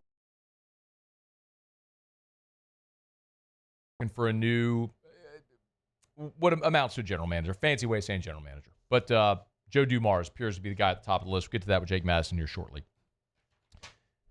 Hard to believe, y'all, but we are just a little more than a week away, finally, from the NFL draft. And the New Orleans Saints continue hosting their top 30 visits. We've explained this before, but just as a quick refresher for those that don't remember, each NFL team can host 30 prospects at their facility. So it's almost like an official visit, right, where you pay to fly them in, you wine and dine them, all that sort of stuff. You can do that with 30 prospects. So if a team uses a top 30 visit on you, it generally signals and signifies real sincere interest. Now, there's times where a team knows what they need to know about a prospect. They don't bring him in. One of the notable ones that we mentioned last week is Brandon Cooks. When he was drafted in the first round back in 2014 by the Saints, they didn't bring him in on top 30. They knew they had their guy, and they picked him. Sometimes you want to play coy and not let teams know that you're interested. But the three most recent prospects of reports that we've gotten that have come in are two receivers and an offensive lineman. The first is, well, the best receiver in the draft. Aaron Wilson had the report first that Tetairoa McMillan of Arizona, the number one wide receiver in this draft, took an official visit to the New Orleans Saints. By the way, Aaron Wilson from KPRC Channel 2. So had the report first that Tetairoa McMillan visiting the New Orleans Saints. A couple things about McMillan. We all know what he is, the number one receiver in the draft coming out of Arizona, 6'4", 219 pounds. One of the reasons I love the idea of McMillan is when you look at him physically, he has a different body and skill set than any of your other receivers. With the current makeup of that New Orleans Saints receiver room, because Cooks now, and you have a bunch of smallish wide receivers. Rashid Shaheed, 6', 180. They're all the same guy. They're the same guy. Tetairoa. So yes, worth mentioning about McMillan. With the Derek Carr news that he's likely going to be out for the year, the Saints have an interesting decision to make. Maybe they draft a quarterback high, but there are reports, including Mike Florio from Pro Football Talk, reporting that the Saints, expect to hear a report that the Saints reached out to Aaron Rodgers.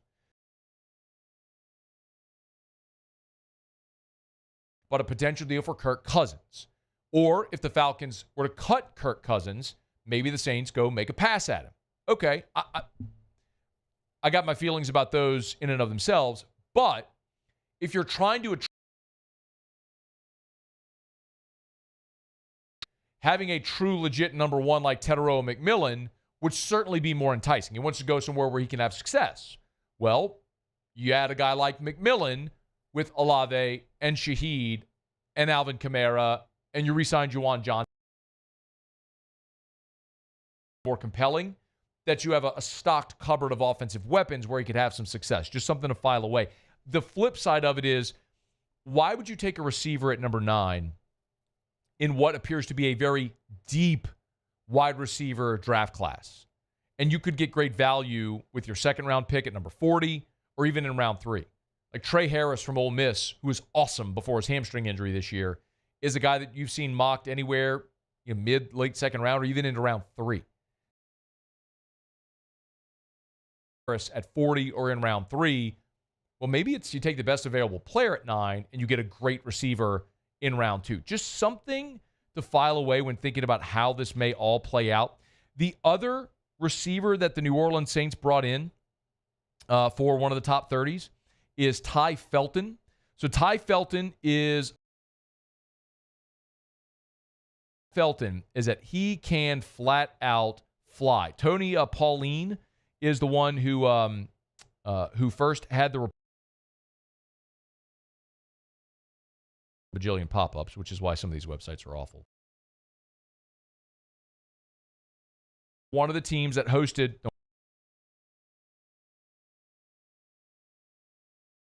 What you need to know about Felton, similar body style,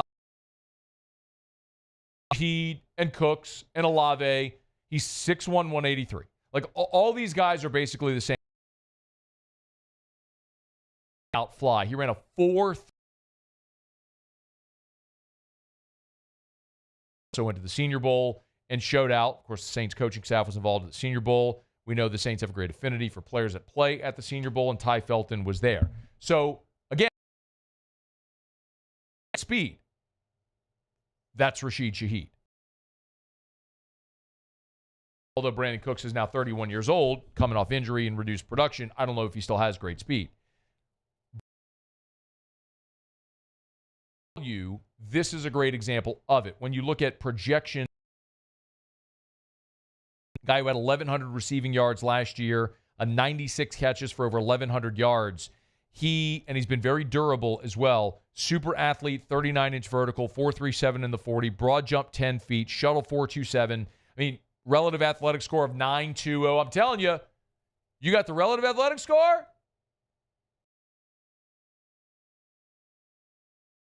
Thing for that guy. He's got them both. So he's expected to be a day 2 guy. So if you go best available at 9, and that's not Teteroa McMillan, maybe someone like Felton can be a receiver that the Saints take a look at with one of their day 2 picks. There's just no shortage of receivers in this draft and what appears like value receiver picks on day 2, and even and a true legit number 1 receiver, and you need everything. I'm almost inclined to say take the best player at 9 at a position or later. I think you can get great great receivers throughout this draft. And the third player that is taking an official visit, this was Schefter who had this report. Adam Schefter tweeted that Josh Simmons, the Ohio State offensive tackle,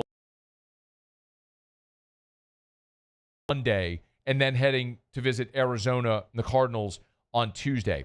So Simmons is interesting for some obvious reasons. We all know the New Orleans Saints and their love of Ohio State players, so he gets a ding for Ohio State. He is, and listen, I know we joke about the Ohio State thing a lot, but just for some context, between 2016 and 2022, the New Orleans Saints drafted 5 Ohio State players. Bradley Roby, Eli Apple, and Ted Ginn. So, yes, they have had a strong pipeline and a strong affinity for players from that Ohio State program. So anytime you see a guy like this, it's going to be notable. Oh, by the way, he also was a guy with a pretty healthy relative athletic score as well. These check marks. 6'5", 317. He's a possible late first-round guy, but could be someone the Saints are looking at number 40. Okay, if he gets into round 2, that would be the target spot where you'd be looking at Simmons. And the other really interesting thing about him is in 2022, he was the starting right tackle. Play either tackle spot. That gives you some versatility. I think the question is, are you okay with your current offensive line? Understanding that last year you drafted a left tackle in round 1. You got Trevor Penning at right tackle, who was a first-round pick. And then you went and signed Dylan Radins in free agency, who really round pick. Tennessee didn't sign him to a second contract, but has been a contributing player. He's not going to be a Pro Bowl caliber player, but a starting caliber player at left guard. Are you okay there? Usually, to find elite left tackles, you go at the top of round 1. You can find gems. I mean, Teron Armstead, third-round pick. There are guys who you can find starting on Bushrod. Certainly a great example of that as well from the Super Bowl championship. Starting left tackles outside of round 1. Pro Bowl left tackles outside of round 1. But usually to get those elite guys, you're going to get the Will Campbells at the top of round 1. So are you looking at a guy late round 1, early round 2 that potentially is a starting right tackle? Do you draft someone like Simmons to be your starter at right tackle and then you kick Trevor Penning inside? I think that's really a question that internally they got to answer. Are they confident moving into this season with Trevor Penning as the right tackle? This is going to be Trevor Penning's last season. Certainly,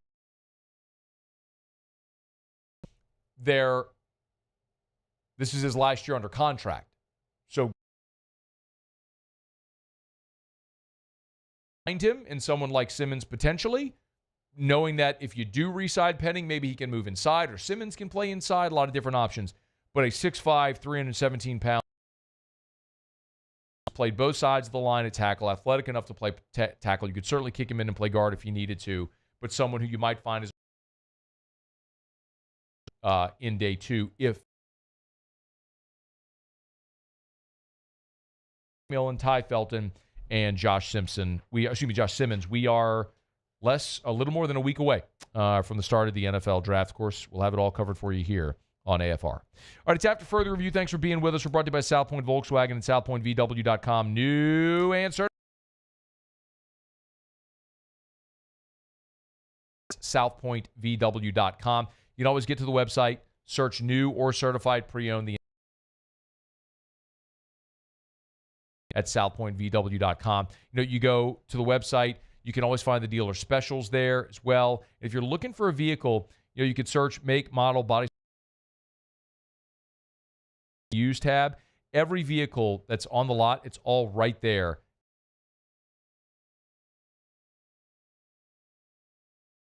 Photos from like stock factory photos. You're looking at pictures of the actual vehicle that's there on the lot on Airline Highway just north of Highland Road in Baton Rouge. They are Louisiana's largest volume Volkswagen. SouthPointVW.com. South Point Volkswagen, what's your direction? Okay, y'all, it's After Further Review. Let me not fired David Griffin, Jake Madison, locked on Paul. We're glad you're hanging out. Don't you move. It's AFR. AFR. Just plant something, y'all. That is the message to hammer home. Just plant something. Our friends over at Clegg's Nursery can help you do it. Was chatting with Miss Teresa earlier today. Man, I'll mention that if you haven't yet planted your vegetable garden, you still got time, and they got a great by Johnny Naylor, their garden expert. They got Johnny Naylor seeds. I mean, truthfully, farm to table or yard to table, they've got it over at Clegg's Nursery. Also, an amazing selection of hibiscus plants around the pool this time of year. They got new shipments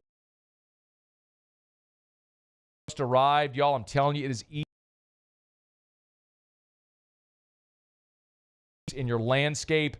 Go see my friends today at Clegg's Nursery. There it is.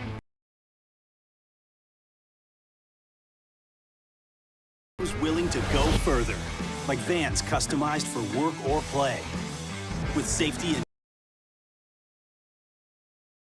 5-star sales, service, and finance team. And a mile. It's never crowded because so few have what it takes to go.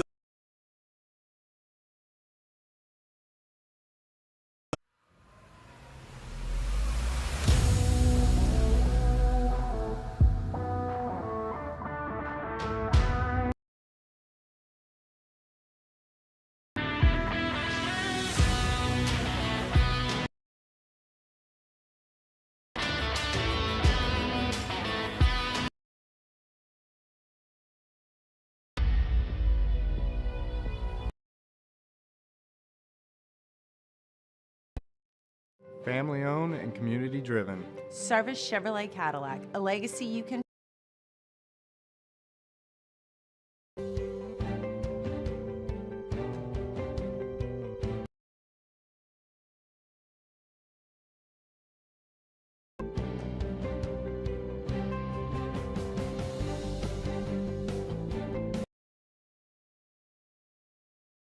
Family serving your family. For over 50 years.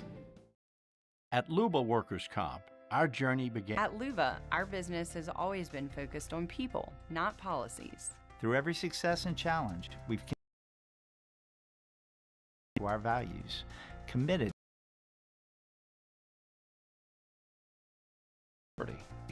It's our purpose.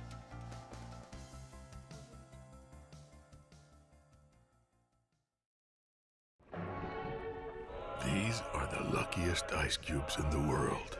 They could have been a thankless bed for an all-you-can-eat salad bar. But instead...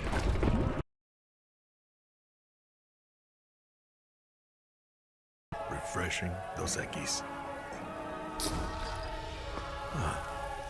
Looks like the lucky just got luckier.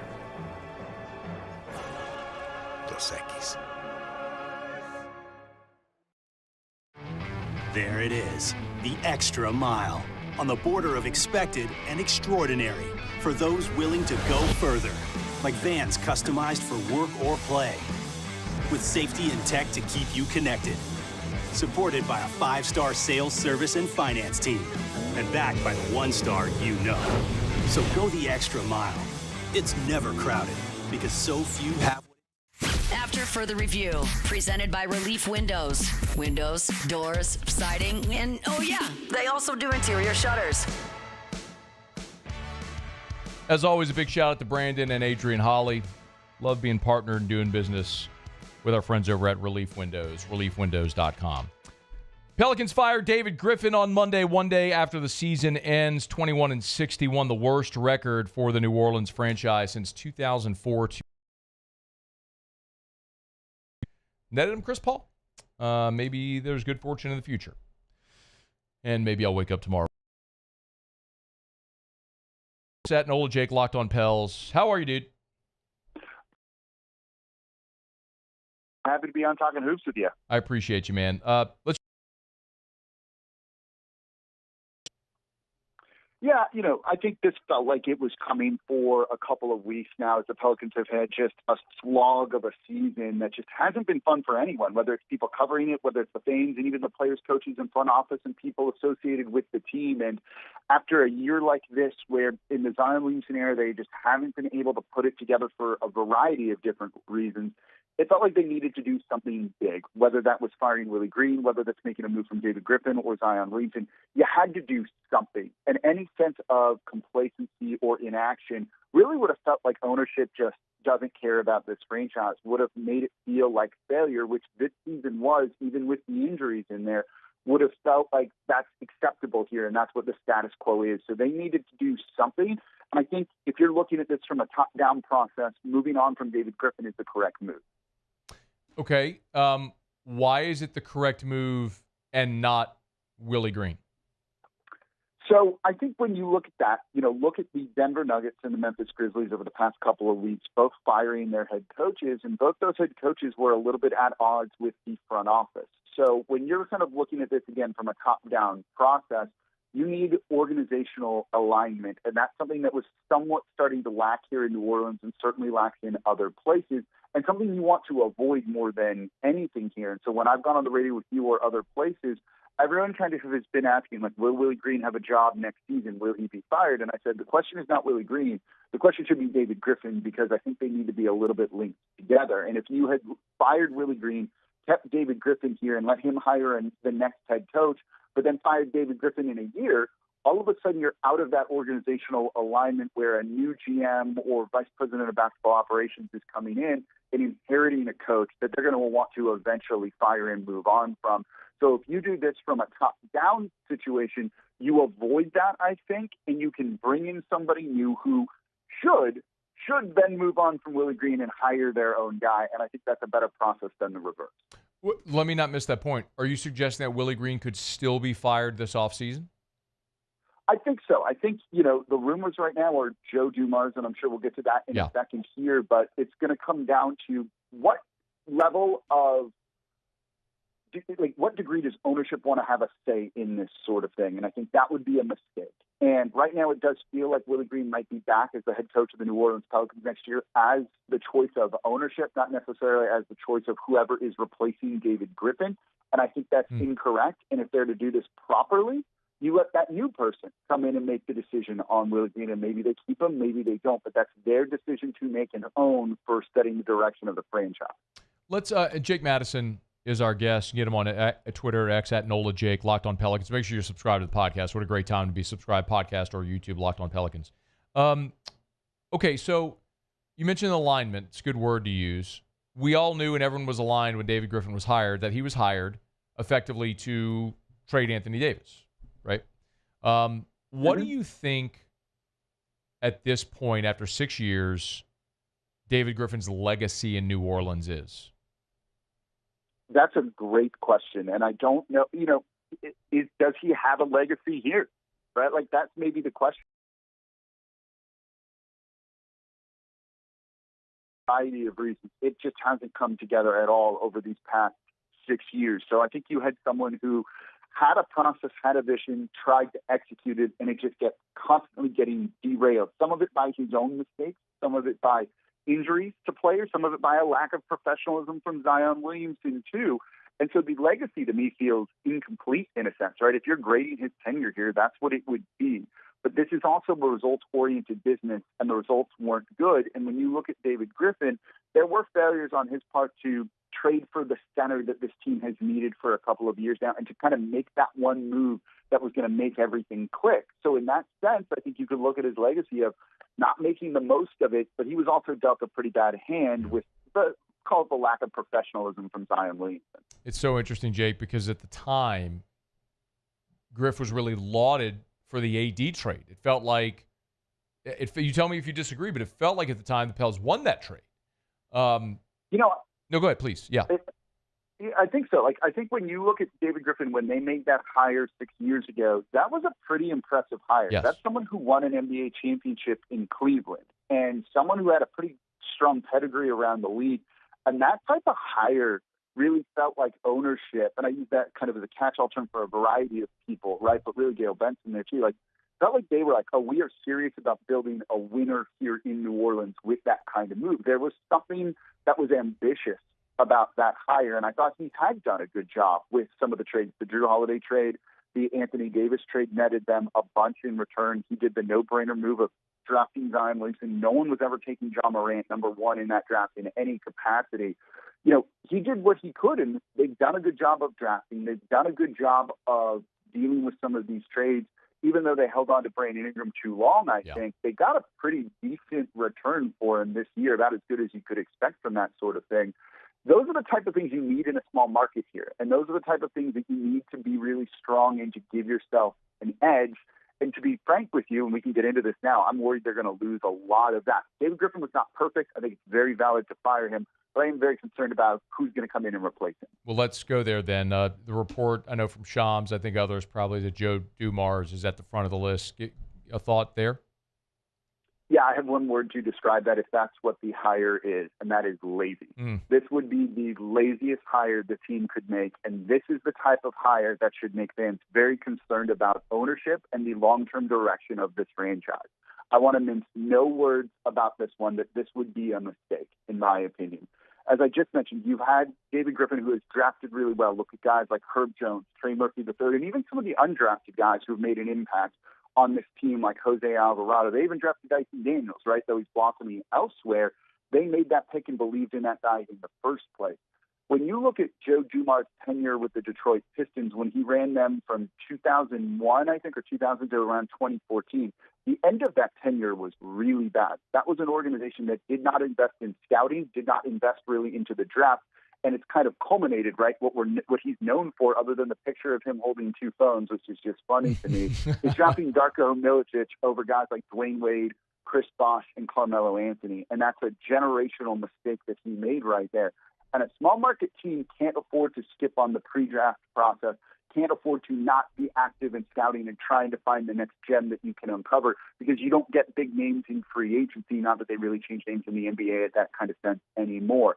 This is a hire where the pendulum is swinging too opposite from David Griffin, where it felt like they went with someone outside the organization that kind of was going to bring in a different thought process, and it hasn't worked out. So they're going to go with someone that they probably figure is familiar to them. And they think it's a safe hire, but I would call it a lazy hire if that's the decision. Jake, by the way, Paul just pulled up the photo. I was gonna say that, like, I'm not watching you, but if you guys did not pull that up when we're talking about him, I was gonna be so disappointed. Rest assured, Paul O'Neill's got it covered. But there's three beautiful pieces of imagery in this photo. It's a flip phone. It's a corded phone, right? So like a landline with a cord. And then the computer monitor is like one of those old box monitors, like with the deep back on it. I mean, it is like right? Windows 95. I mean, you want to talk about how long it's been since Dumars was relevant in that spot and as he was regarded in that spot. That picture, if they say a picture is worth 1,000 words, well, there you have it right there. Look, he won a title with Detroit, and he's been around the NBA since his time running the Pistons came to an end. He currently works for the league's front office, dealing more with, like, fines and things like that. So it's not like he's completely removed from the game entirely. But, look, there's a reason he hasn't gotten another job, right? We kind of know some of the names people could go after in a situation like this, and I think that if you were to hire a consulting company, which most teams do, to kind of give them a short list of this and things like that, I don't think Joe Dumars would be on that list, and I don't think he would be on this list if he wasn't from the state of Louisiana, being from Shreveport and having some casual, friendly connections to the front office. And that's why I call it lazy. This is something that should be a deep, exhaustive search because you're entering a pretty pivotal era for this franchise. Are you going to keep Zion or are you going to trade him? And you need to pick a very clear direction and allow that person to execute that vision. Executing that vision doesn't involve ownership mandating that you keep a head coach or not. If they decide to keep that guy, we'll agree, go for it. Believe in that, and that's fine, but don't mandate these sorts of things. And this is how you end up, in my opinion, with a franchise that would be taking steps backwards with a lazy hire that they consider safe, but in no way is that. If it wasn't Joe Dumars, a name or a few names, who would you throw out there? I think you can look at a number of different people for this, right? And the fact that they're not going to go through this search process, it feels like it's pretty frustrating. Do they reach out to Bob Myers, who formerly built up the Golden State Warriors, who wanted a break from that, has been doing TV this year? That is someone who's done a very good job of drafting free agents, trade negotiations. At least try and get an interview with him, even if he says no. That's, I think, the first name on the list. Look, you could even look at Calvin Booth, who was just let go by the Denver Nuggets. This is the guy who has drafted Nikola Jokic or involved in that sort of thing, helped lead the Denver Nuggets to an NBA title a couple of years ago, and who also formerly worked in the front office in New Orleans. So if you want someone that has been here, has some ties to it, that's a name that you could at least go after. And they've still done a good job of drafting their guys like Christian Brown and some others have really stepped up as other issues have kind of maligned their roster a little bit. Those are two names that you should at least kick the tires on before just rushing to go make a hire. If you're not subscribed to Locked On Pelicans, why not? What a time to do it. Podcast, YouTube, or both. He's Jake Madison on Twitter at NolaJake. Get him there. Hey, man, always appreciate the time, especially on a busy day. Thank you. Of course. Thanks for having me on, y'all. All right, man. Be well. It's After Further Review. We'll do Tigers and the Pros next. After Further Review. Remember our friends over at the Advanced Turnaround Group. Tell you all the time about Action Industries. The Advanced Turnaround Group is a subsidiary of Action Industries. This is their turnaround division, the Advanced Turnaround Group over at Action Industries. You want to learn more, you can. Go to the website. It's a little complicated, so I'll say it slowly. Action, INDINC.com. Action Industries Incorporated. But the Advanced Turnaround Group, y'all, they have assembled a core group of people that have built their careers on turnaround execution. And some of the things that sets the Advanced Turnaround Group apart. 24-hour availability for emergencies. That's standard. They also offer specialty welding. The personal attention you get with a company that knows who they are. And these people, their entire careers have been centered around turnaround work. It's the Advanced Turnaround Group, part of Action Industries. At Bayou Automotive, we believe in a sales process that puts you first. We want you to experience an easy purchase with clear pricing and great service. Let Bayou Ford and Bayou Chrysler Dodge Jeep Ram be your trusted partners in finding your perfect vehicle. The crew at Bayou Automotive is going to do right by you. The Windsor Senior Living Community in Mandeville, Louisiana is a beautiful, vibrant apartment community geared towards seniors. They are nestled right in the heart of Mandeville, where seniors live a more carefree lifestyle in spacious apartments with the peace of mind that comes from having a little extra help. Call the Windsor at 985-624-8040 to schedule a lunch and tour. Come see how the Windsor can be your passport to peace of mind. At Auctioner, we know healing is a team sport.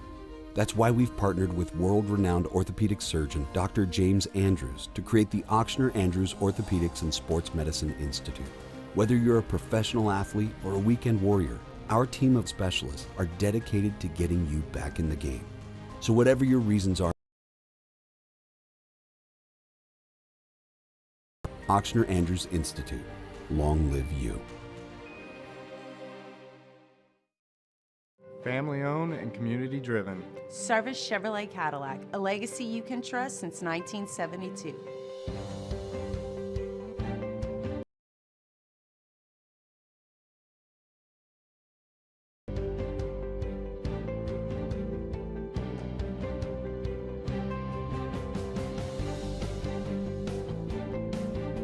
Service Chevrolet Cadillac, our family serving your family. For over 50 years. Men, age is just a number. Don't let it dictate how you feel. Goodwood Men's Sexual Wellness has anti-aging services that can help you look at yourgoodwood.com and discover a renewed sense of vitality. These are the luckiest ice cubes in the world. They could have been a thankless bed for an all-you-can-eat salad bar, but instead...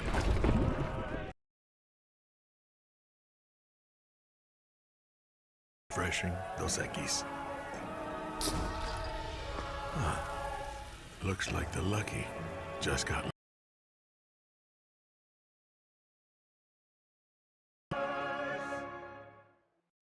At Bayou Automotive, we believe in a sales process that puts you first. We want you to experience an easy purchase with clear pricing and great service. Let Bayou Ford and Bayou Chrysler Dodge Jeep Ram be your trusted partners in finding your perfect vehicle. The crew at Bayou Automotive is going to do right by you.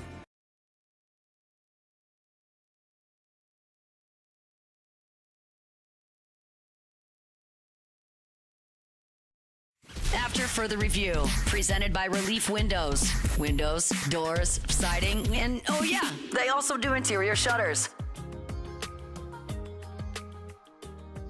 Busy day. David Dellucci in 10 minutes. Wrapping up hour number 2. Muse.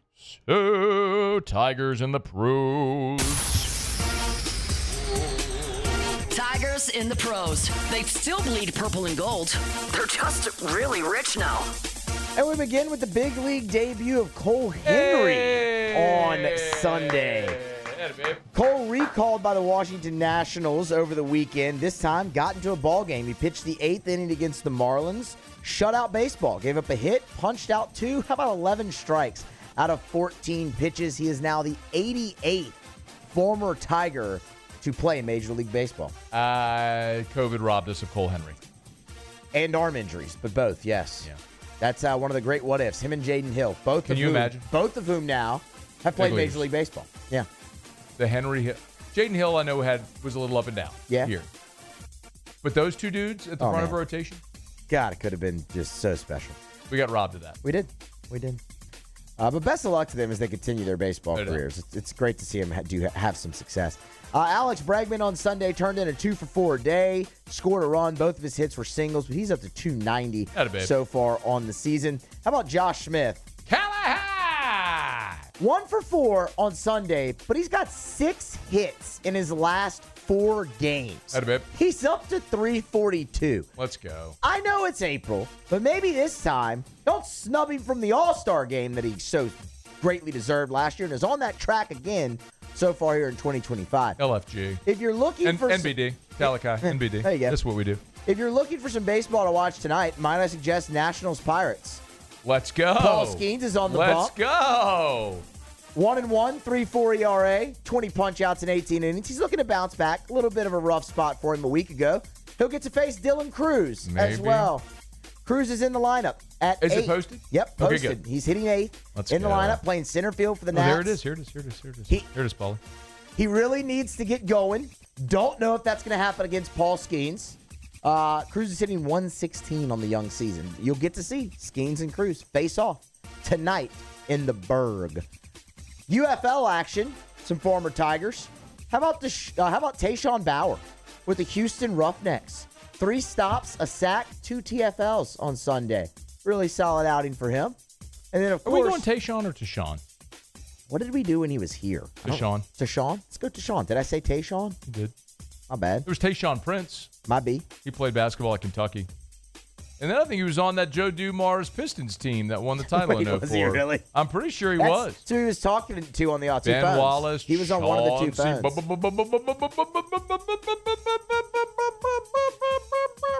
There it is. Yeah. That was the team. That was the Karl Malone, Gary Payton Lakers that were ring chasing and lost.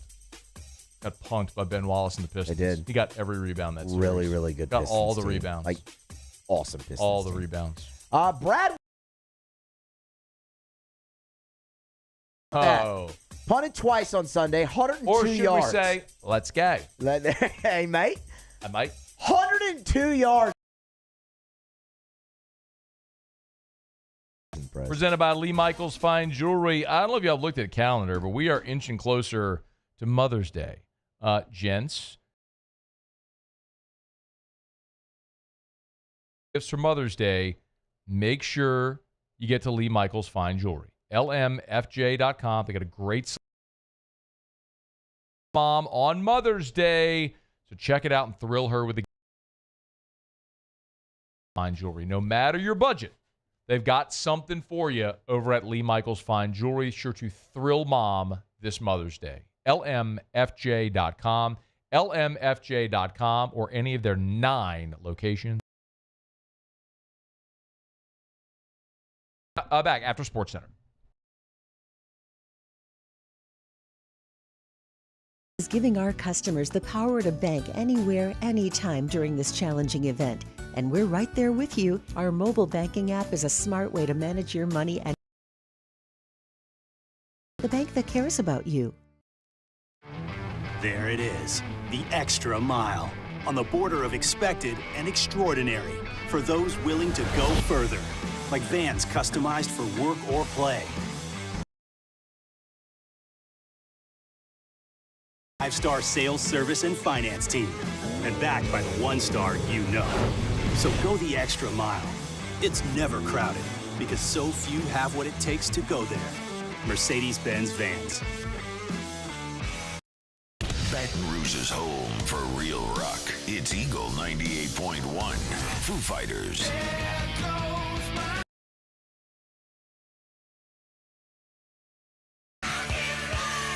Pearl Jam. And the flagship home for LSU sports. Take us anywhere with the Eagle 98.1 app. Eagle.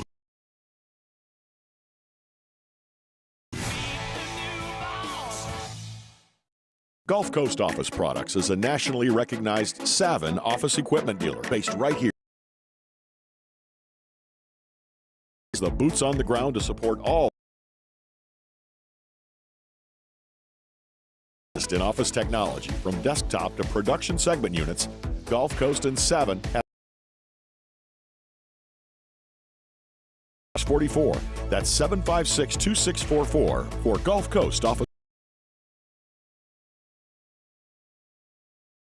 Consequences, but anyone can make a mistake. If you find yourself in trouble with the law, of O.C. Brown are here to protect you and your rights. Felony or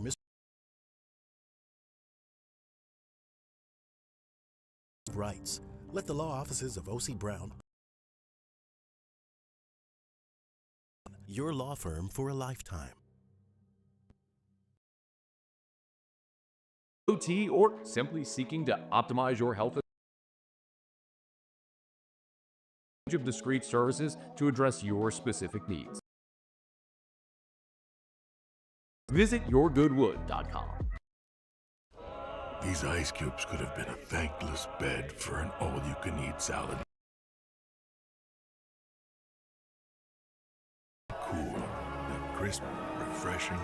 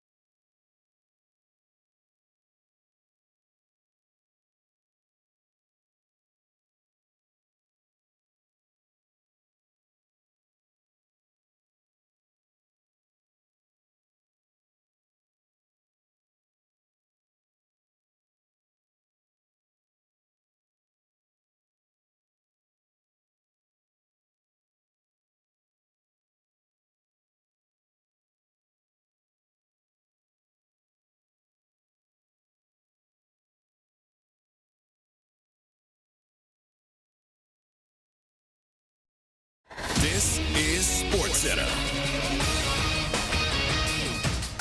I'm Christine Lisi. Fresh off a national championship at Connecticut, Paige Beckers, the runaway favorite to be drafted first overall in the WNBA draft by Dallas tonight, where she will fit in effortlessly. ESPN basketball analyst and former WNBA star, Chiney Ogwumike. At the WNBA, you want players that can do work, that can do damage against teams without the ball in their hand. She's played off ball, and she's succeeded. She's a 3-level scorer. But what I love the most is she's selfless. Like, she makes her teammates better. She helps others lead. Janae, part of our WNBA draft coverage in 1 hour on ESPN and ESPN+. The Suns in the market for a new head coach for a third straight NBA offseason. Phoenix fired Mike Budenholzer after missing the playoffs and play-in tournament with the largest payroll in NBA history. Sources say he had issues connecting with the locker room this season. Budenholzer has $40 million left on his contract. Baseball, Blue Jays righty Max Scherzer, still dealing with soreness in his right thumb, will make a second visit to a specialist in the U.S. later this week. He got a cortisone shot in the thumb on March 31st. ESPN Radio is presented by Progressive Insurance. And now a no-frills ad brought to you by Progressive Insurance. Here it is. You could save big when you bundle your home and auto with Progressive. That's it. See? Just a good old-fashioned, straightforward ad. See if you could save at Progressive.com. Matt Moscona. I'm very important. After further review. Say it one more time. After further review with Matt Moscona. And here we go. Live from the Mercedes-Benz of Baton Rouge studio. Let's ride! Woo!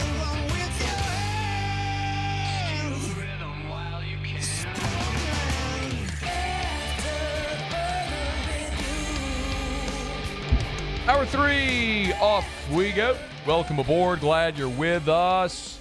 It's AFR presented by Relief Windows. I'm Matt. Love you, Matt. Paul O'Neill. They're chanting Paul O'Neill's name. You sir. And Mr. Toby Tomplay.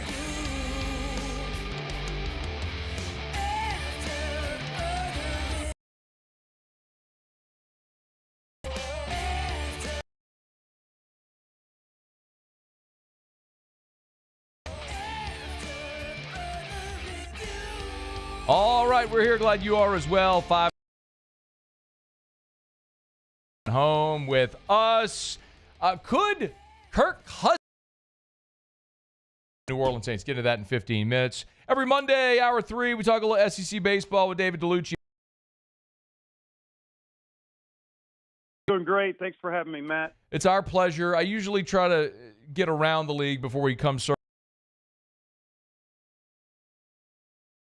Level of concern for LSU after they went and laid an egg at Auburn. Not too great. I think I have more respect and am more impressed on the Auburn Tigers as to where they are and how they've improved through the. Kind of felt like it was Mike Tyson versus Buster. They deserved to be in the heavyweight title fight, but when they came out of the ring, they late and they swept the series. That's kind of how everything went.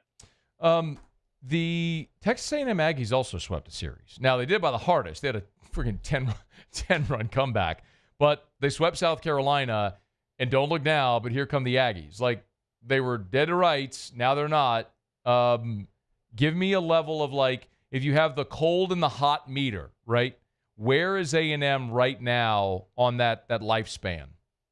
They are. Someone has revived the Aggies and revived their offense. More importantly, they're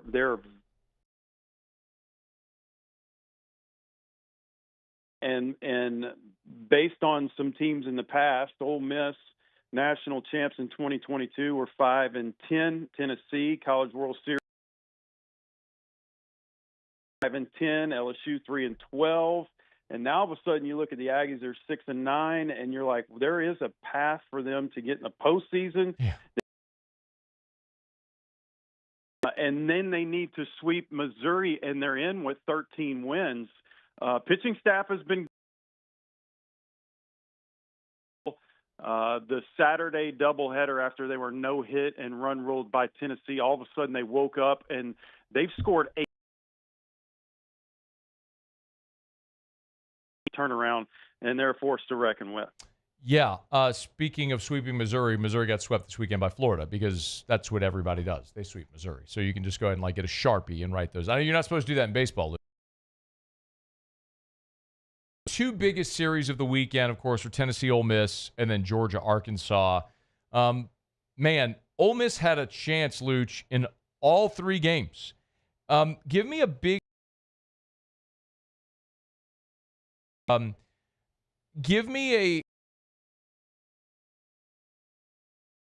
series in Ole Miss losing the series, but the way that they played.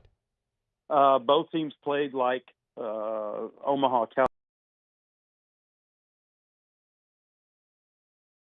Transfer from Ole Miss to Tennessee, Liam Doyle, one of the better aces in the country, transferred from Ole Miss to Tennessee. So there was a lot of fans that were on the Tennessee players, especially those two. Both of those guys showed out. Liam Doyle pitched 8 1/3, struck out 14. He set the tone for Tennessee.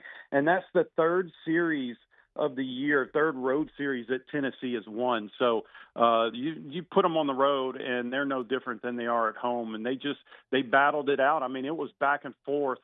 Could have gone either way, man. It was one of the better series in the country. And I came out impressed with both those guys. Tennessee proved everything that we've been knowing about them, and Ole Miss just kind of kicked it up a notch in my view.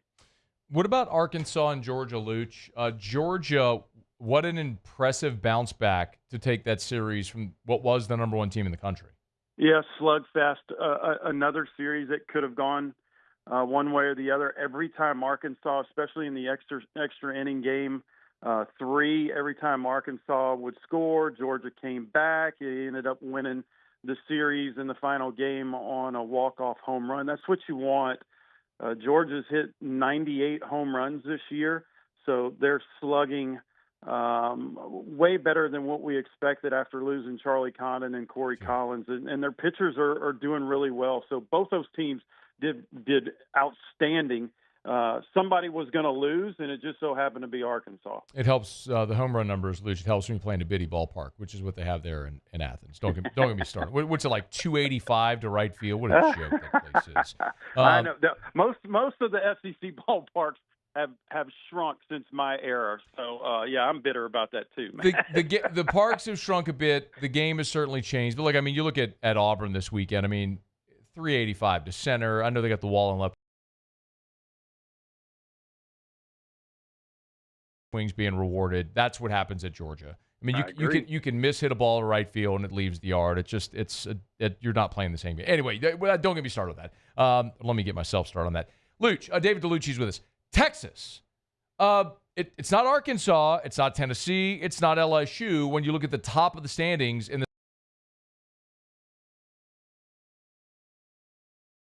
I keep looking going, all right, well, they'll come back to earth. What do we make of Texas at 13-2 at the midway point of league play? Every single outing, and the way that they improved this weekend was, we had mentioned it before, you can't really mix and match, and if you have to go deep in the bullpen, you don't know what you're going to get. Well, this was the weekend. Everything that they wanted out of some of their pieces. Texas is hitting extremely well, but the hitters are doing really good, doing enough. And then that coaching staff, man, the coaching staff is just tremendous. And what Sloss and his staff did for A&M in year 1, he took A&M 2 of the 3 seasons he was there, the College World Series. Most likely he's going to do it again. He's just got the secret sauce, man. And those guys believe they can win. They're beating strong teams. It was a nail-biter in Kentucky. It could have gone either way. And Kentucky tries to force you to make errors to win the games, and Texas just wouldn't do it. They played clean ball and got timely hits. So it's a revolving door. I don't know if they're going to stay number 1 for very long, because we've seen Tennessee, Arkansas, heck, LSU. It's just one different team after the other. But right now, they're the best team in the country. Luch, the LSU Tigers will return home this weekend to take on Alabama, which lost a series this weekend against Mississippi State. As we start to familiarize ourselves with the Tide that'll be coming into the box this weekend, give me a 10,000-foot overview of Alabama's team this year. Alabama is trending downward right now and came out of the gates really hot, swinging the bat. They were, speaking of bullpen depth, they have tremendous bullpen depth. Just above Missouri, and I don't want to jinx anything, and the hitting is they're led by Cade Snell. He's the leading hitter. Justin LeBron, one of the most dynamic baseball players in college. Keep an eye on this guy because he's impressive. He's a big leaguer in the next probably 3 or 4. It's a great opportunity for the Tigers to bounce back and win a series and potentially sweep them.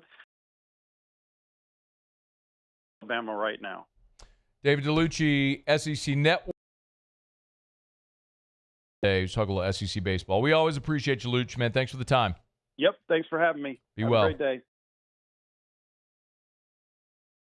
day. Still time.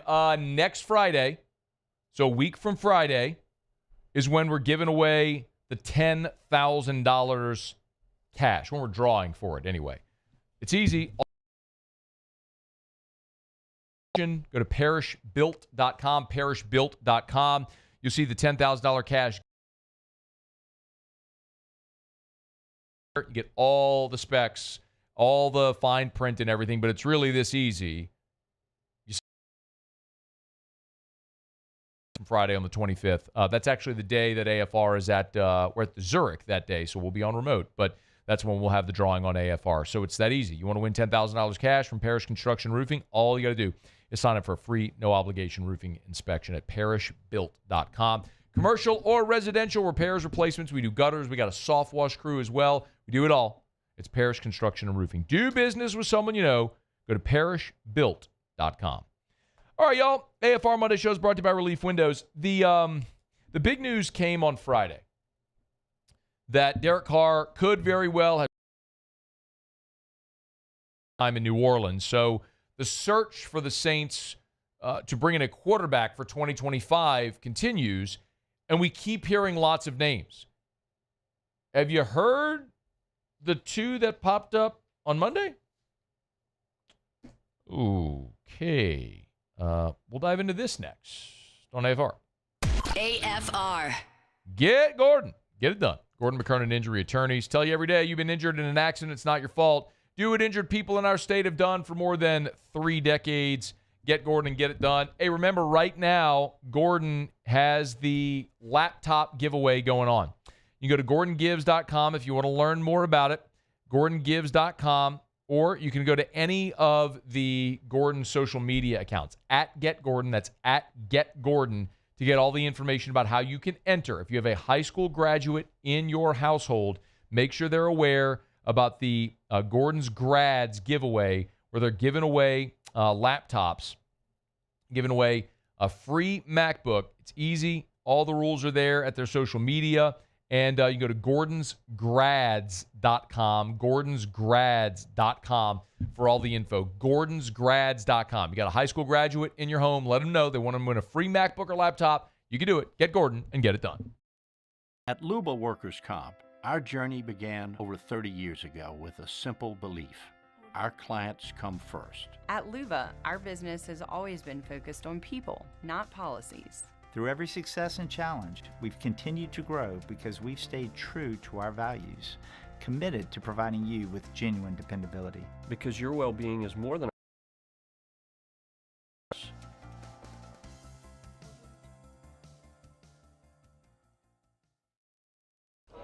These ice cubes could have been a thankless bed for an all-you-can-eat salad bar. But instead, they cradle and cool the crisp, refreshing Dos Equis. Nicely. You've got your team colors, team swag, and now your very own website. LouisianaSports.net. Everything LSU, Saints, and Pelicans. Updated news and with the LouisianaSports.net newsletter. Now and always. No paywall. It's free. LouisianaSports.net. Powered by 104.5 ESPN Baton Rouge. There it is, the extra mile. On the border of expected and extraordinary. For those willing to go further. Like vans customized for work or to keep you connected. Supported one star, you know. So go the extra mile. It's never crowded because so few have what it takes to go there. Mercedes-Benz Vans. At Ochsner, we know healing is a team sport. That's why we've partnered with world-renowned orthopedic surgeon Dr. Orthopedics and Sports Medicine Institute. Whether you're a professional athlete or a weekend warrior, our team of specialists are dedicated to getting you back in the game. So whatever, we've only got one. You. Ochsner Andrews Institute. Long live you. Man, age is just a number. Don't let it dictate how you feel. Goodwood. Look and feel your best. Visit yourgoodwood.com and discover a renewed sense of vitality. Gulf Coast Bank and Trust is giving our customers the power to bank anywhere, anytime during this challenging event. And we're right there with you. Our mobile banking app is a smart way to manage your money and time. Gulf Coast Bank and Trust, the bank that cares about you.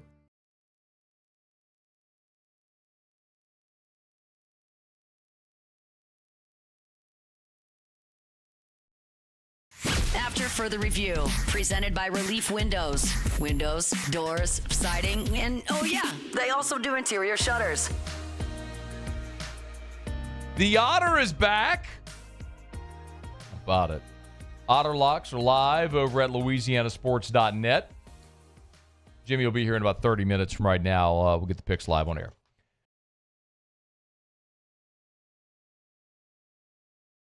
Derek Carr news broke that Carr shoulder injury could very well be done for the 2025 season, which, because of the contract restructure, in effect would end his time in New Orleans. It is preposterous to assume that he would be back. His dead cap number is $59 million. His cap hit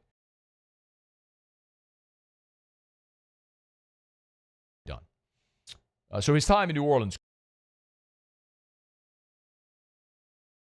And very naturally, the conversation shifts to, okay, well,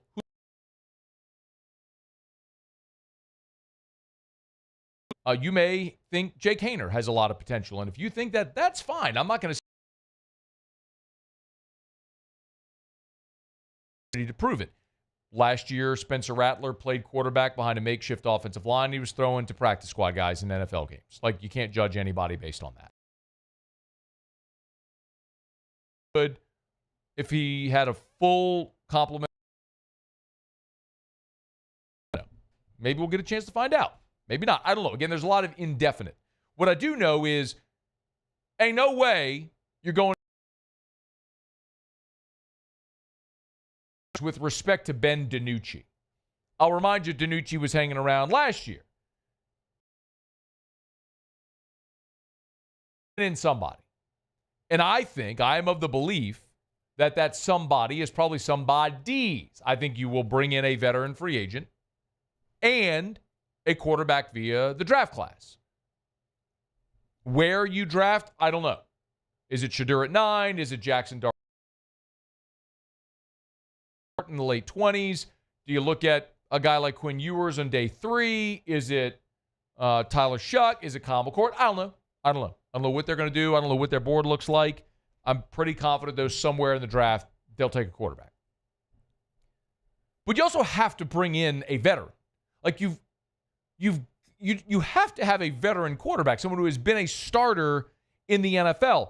I mean, even just look at past situations. Like when the Carolina Panthers drafted Bryce Young first overall, they had Andy Dalton on the roster. drafted C.J. Stroud, they had Davis Mills and Case Keenum on the roster. Like, you have to have on your roster. Which is why it's interesting whenever some of these veteran free agents come up. Now, on Friday, I very flippantly dismissed it because I don't think Aaron Rodgers would pick the New Orleans Saints. If Aaron Rodgers wants to go somewhere, if he plays another season, wants to go somewhere where he can win. But there's a report that from Mike Florio, and I'll read it directly from PFT, he said, expect to see a report sooner than later that the Saints have reached out to Aaron Rodgers. Now, Florio is credible. I don't know that because the Saints reach out, Aaron Rodgers would be receptive of that. There's a lot of things to look at with the Jets. If you're wondering, the Saints currently have $27.8 million in cap space. Now, I don't worry so much about that because the Saints do with a 3-year deal with 2 voidable years after year 1, so they kick money into the... That's just what they do. So they'll make the cap number work. Just understand what it's going to cost. And remember, that $27.8 million, you might still want to sign other free agents, but you also still have to sign your draft class as well. So keep that in mind.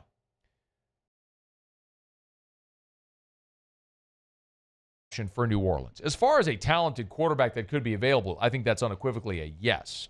Rodgers last year with the Jets, while they were only 5-12, he started all 17 games. He threw for 3,900 yards, 28 touchdowns, and 11 picks. He put up good numbers. He was on a bad team. He didn't necessarily make them better. They were 5-12. I think you could just look at that and transpose that straight. Experienced, better than anything you have. Bad roster, not capable of winning. That's probably what it would be. Would he pick New Orleans? I mean, picking between New Orleans and Pittsburgh, if you're Aaron Rodgers. Assuming Minnesota is firm, they're not interested in bringing in Aaron Rodgers. Jameis and Russ. It really would look like New Orleans or Pittsburgh. Well, do you want to be in the AFC or the NFC?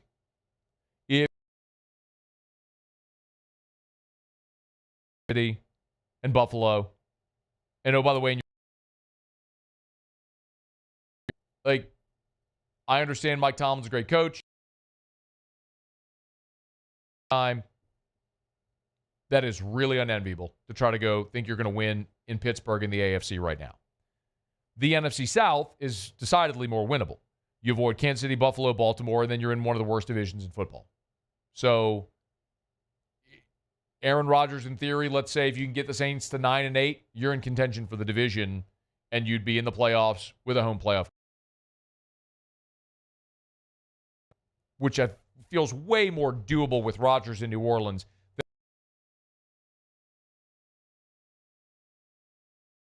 I mean, the over-under for the New Orleans Saints, the win total for this year, the odds maker set at 5.5 with Derek Carr.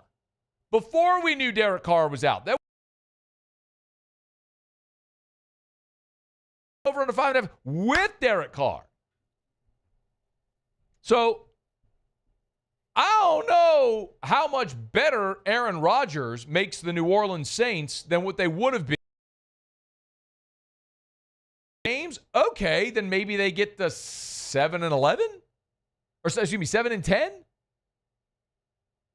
8-9, maybe? It's not a playoff team. And how many wins is Rodgers worth? We look at the example from a year ago. He was on a bad Jets team. He threw for 3,900 yards and 28 touchdowns.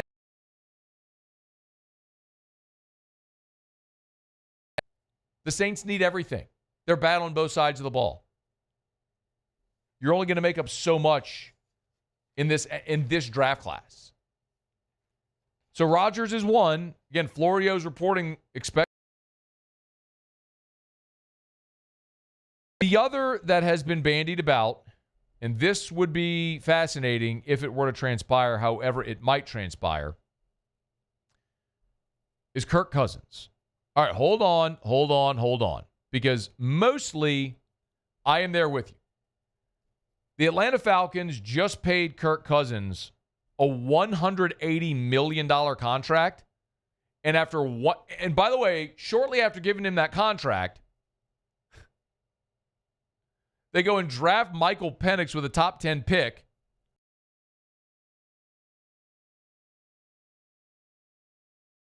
I don't know what they're going to do in Atlanta.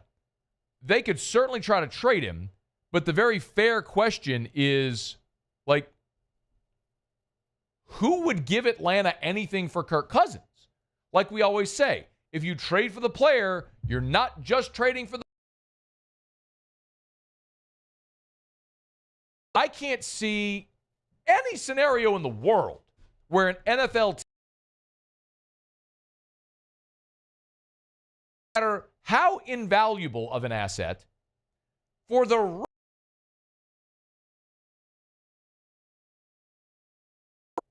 after the team that gave him the contract benched him during the first year of the contract. So, no. I for Cousins. Now, if, and you've had quarterback needy teams. Needy team. The Steelers are a quarterback needy team. The Vikings. Oh, wouldn't that be something? The Vikings, the Saints. You got quarterback needy teams all over the league. And a lot of teams have gone looking at other options instead of Kirk Cousins. So there's no interest in a trade, but that could change after the draft. Go through the draft, look at how things settle. Maybe New Orleans doesn't get the player they want. Then maybe Atlanta cuts Kirk Cousins and they're more interested in signing Kirk as a free agent. Or maybe Atlanta hangs on to him as a backup, very expensive backup, but a backup plan behind Michael Penix. Maybe. We'll see. But you got to get a veteran. In the same way that Cleveland just went and signed Joe Flacco, you have to get a veteran. In the same way that the Giants signed Jameis and Russ, even if they go draft Shedeur, you got veterans on the roster. I mentioned Carolina and Houston when they drafted Bryce Young and C.J. Stroud, respectively. You got to have veteran quarterback on the roster. So,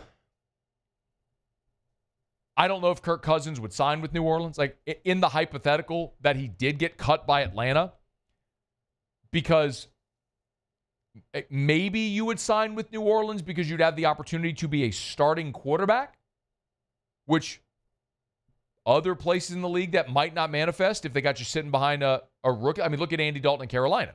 He's sitting behind Bryce Young as they try to figure out if Bryce Young is actually going to live up to the number one overall pick. But New Orleans, you'd have an opportunity to be a starter. You'd also get an opportunity to play Atlanta, who paid you, benched you, then cut you. So it's something worth like Russ. Russ in Pittsburgh. Russ signed in Pittsburgh last year for that reason. Wanted to have a chance to go play somewhere, sign with Pittsburgh so he could play. Maybe the same could happen with Kirk Cousins. But all I know is when you look at the list of available free agents, free agent veteran quarterbacks, I mean, you're talking about guys like Carson Wentz and Teddy Bridgewater. So Aaron Rodgers would be at the top of that list. If Kirk Cousins is cut, that could be an interesting solution. I don't know that any of those guys dramatically change your fortunes for the 2025 season. But the one thing I'm certain of is the Saints have got to add a veteran quarterback to this roster. If Derek Carr does, in fact, miss the entire season, you've got to add a veteran quarterback. That list is short. So you're going to have to get creative with how you go about doing it. And these two guys would be the two biggest names available. See if they can get a deal done to get either of them in New Orleans. What an interesting few weeks it'll be for the Saints with the draft straight ahead and then how they assess maybe after the draft in veteran free agency. All right, it's After Further Review. We're brought to you by First South Farm Credit, firstsouthland.com, firstsouthland.com. If you are thinking of buying land, your first call should be to First South Farm Credit. You know Ben McDonald, talk about him often. Ben was the first overall draft pick.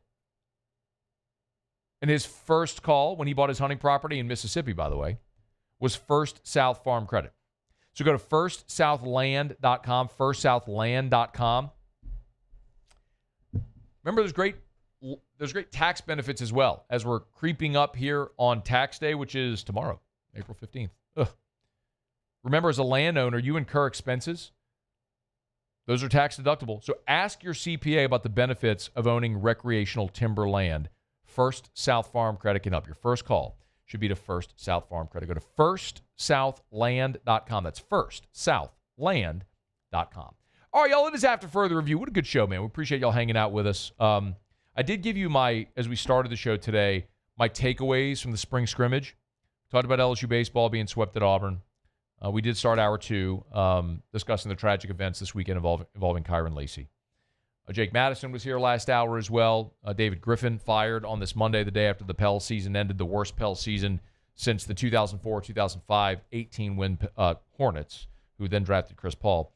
If you missed anything, AFR On Demand, presented by Breck Golf. You can book your tee time at golf.breck.org, golf.breck.org. If you want any of our LSU content, go to YouTube or podcast, search AFR LSU. Saints content, YouTube podcast, search AFR Saints. You want the whole show, just search After Further Review. You get it all there. Okay, our Monday shows are brought to you by Relief Windows. Let me knock out a quick break. We'll come back. I do want to circle back to the LSU spring scrimmage Saturday in Tiger Stadium because Brian Kelly kind of tipped his hand at a secret weapon offensively, and it's really exciting. We'll get to that next on AFR. AFR. Remember, Goodwood, men's sexual wellness, yourgoodwood.com, yourgoodwood.com. I want to make sure I'm very clear about this. Goodwood Men's Sexual Wellness, yes, if you have erectile dysfunction, they have ED treatments. But they do so much more than that. We talk about hormone replacement therapy. Simple blood tests can let you know if you're a candidate. You want to feel like your younger self? They can help. Go for that simple blood test, let you know if you're a candidate for hormone replacement therapy. I'll tell you another treatment that I just started as well, which is peptides for recovery. Told you I'll have back issues, have for a long time. I deal with a lot of inflammation, joint pain. BPC 157 is something that's hard to get. If you want to educate yourself to learn a little more, I would highly encourage that. Or go talk to Gabe or any of the staff over at Goodwood Men's Sexual Wellness to see if maybe a peptide like BPC 157 can help you with whatever type of chronic ailment you're dealing with. You can learn more about the menu of services they offer at yourgoodwood.com.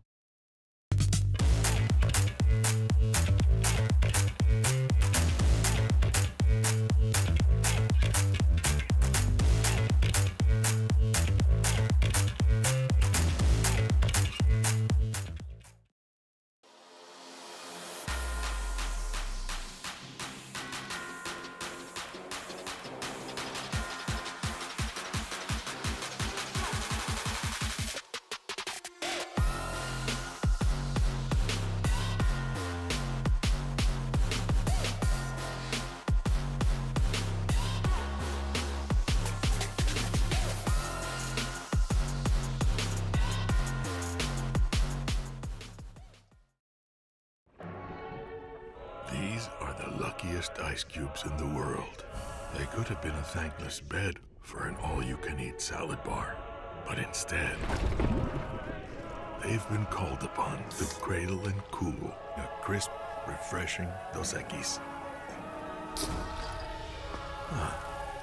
Looks like the lucky just got luckier. Dos Equis. Family owned and community driven. Service Chevrolet Cadillac, a legacy you can trust since 1972.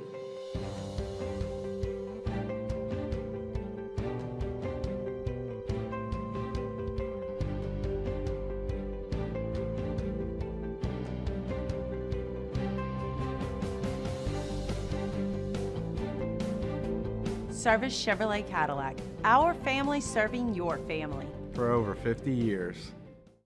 Gulf Coast Office Products is a nationally recognized Savin office equipment dealer based right here in Louisiana. Over 100 employees strong, Gulf Coast has the boots on the ground to support all vertical markets from education, engineering, legal, and finance. With the latest in office technology from desktop to production segment units, Gulf Coast and Savin have the perfect fit for you. Call 225-756-2644. That's 756-2644 for Gulf Coast Office Products. Crime has serious consequences, but anyone can make a mistake. If you find yourself in trouble with the law, know that you have rights, and it's okay to demand them. The law offices of O.C. Brown are here to protect you and your rights. Felony or misdemeanor, DUI or drug charge. No matter what crime you're accused of, you still have rights. Let the law offices of O.C. Brown uphold them. call 225-343-1111. Your law firm for a lifetime.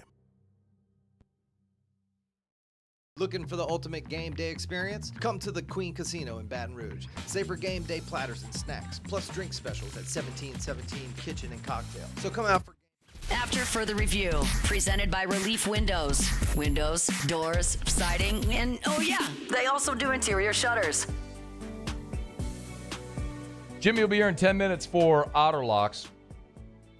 If you were in Tiger Stadium Saturday for the open practice, the spring scrimmage, call it what you want, you will know exactly what I'm about to tell you. But judging by attendance, you weren't there, which is fine. It's a Saturday morning practice in Tiger Stadium. That's why we're there, to tell you what happened. LSU ran a goal line offense, period. Goal line offense, goal line defense. 11 on 11, full contact, full tackle, 6 plays with the first unit. In the fourth play that they ran, by the way, the first 3 were all touchdowns. Garrett Nussmeier, quarterback draw for a touchdown. Caleb Jackson, dive for a touchdown. Garrett Nussmeier rolling right, throws underneath. Caleb Jackson was dragging across the field for a touchdown. Joe Sloan was in his bag, y'all. But the fourth play is the one that got all the attention. The fourth play was the type of play you don't ever see when the media is around and certainly when there's fans in the stands. Juwan Johnson's on the field. Garrett Nussmeier flexes out. Juwan Johnson lines up at quarterback. The C's part. He calls his own number on the left side and gets into the end zone. Brian Kelly, after the practice, was asked about Juwan Johnson and the role that he might play this season at quarterback. Yeah, we think we do. I mean, we think that we enhance our red zone package with him. I think you saw a glimpse of that a little bit today. I didn't let you film that purposely. You guys he had a hard 11:30 stop for a reason. But I think he enhances what we can do in the red zone. I think he enhances what we can do, at that position in the running game. It's hard. We saw that last year, right, against teams that ran the quarterback against us. You got to play cover zero. And if you play cover zero against us, Juwan can hit our receivers with the football. So I just think, he's another weapon that we can utilize in a targeted fashion that can help our offense. A couple things there that absolutely should stand out. First of all, he talked about it's hard when you got a rushing quarterback. Look at the way they rushed against us last year is the way he said it. Everyone's going to remember Jalen Milroe. Don't forget Lenora Sellers in the first half as well. That game against South Carolina before he got injured. Yeah, LSU struggled to defend running quarterbacks. And almost improbably, they did a brilliant job against Taylon Green at Arkansas and then threw up on themselves in College Station. You were there. You remember it. You saw it. Point is, what if you can harness some of that with Juwan Johnson, who is an undeniable athlete with the football in his hands? Nobody in the history of Louisiana high school football has gained more yards or scored more touchdowns than Juwan Johnson. Mouthful. Big time yo. Okay. Remember, also, you were dead last in the SEC in rushing offense a year ago.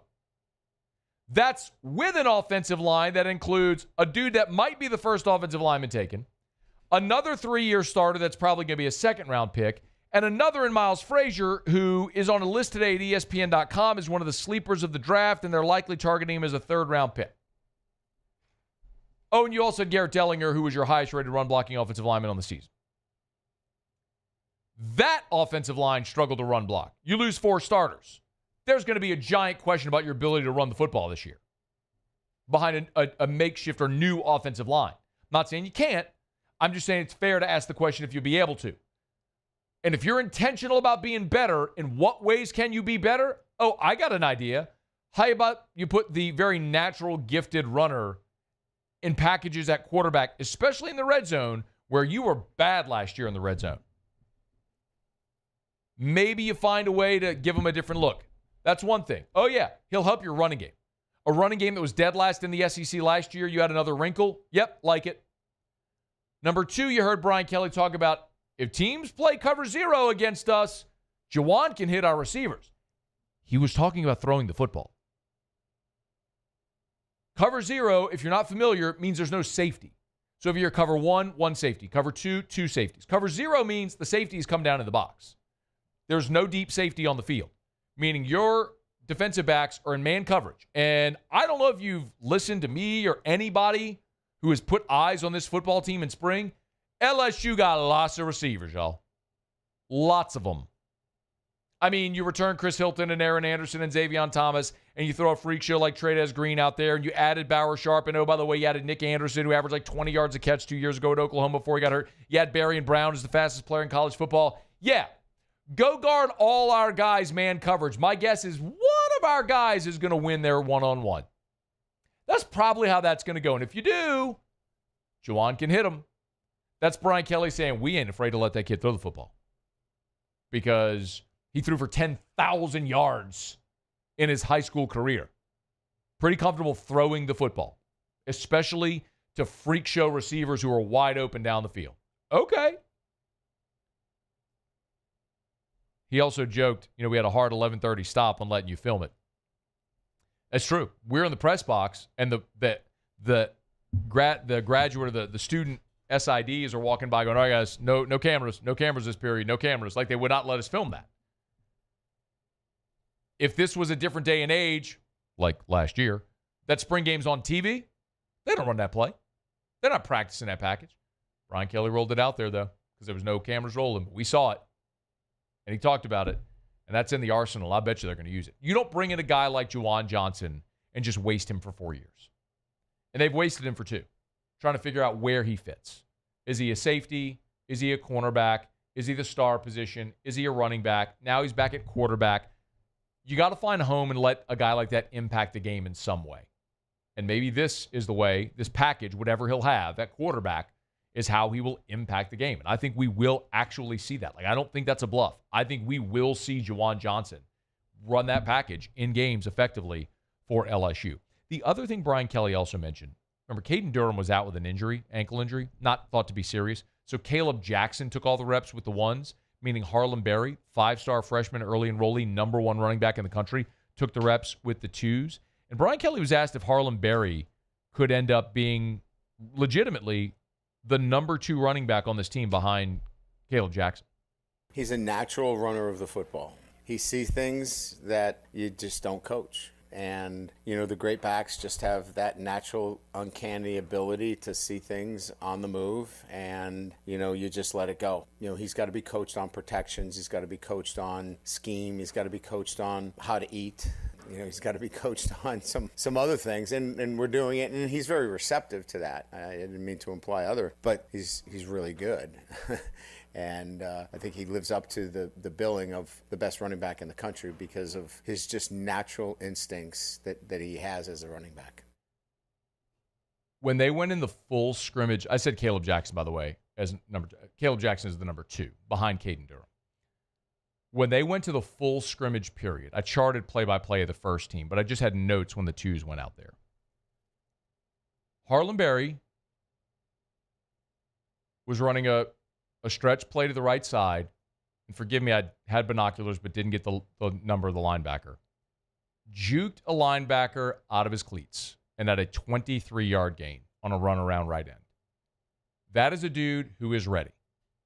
I'm not telling you he's going to have 20 carries a game. I'm not telling you he's supplanting Caden Durham. What I'm telling you is he will play. At the end of that cut, which they cut off, is there's a question like, so do you think he'd be RB2? And he said, and Brian Kelly says, he will play for us as a freshman. Those are 2 guys right there that when we get busy talking about all the different impact players offensively, Nussmeier and Trey and Bauer Sharp and Aaron Anderson and Nick Anderson and Berrien Brown and Xavier. Look, there was another really cool formation where Nuss was in the shotgun. Aaron Anderson, Xavier Thomas lined up offset in the shotgun, one either side Nuss.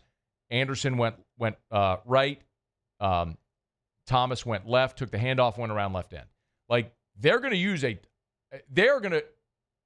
they're going to be creative, clearly, in the way that they use all of the talent they have on offense.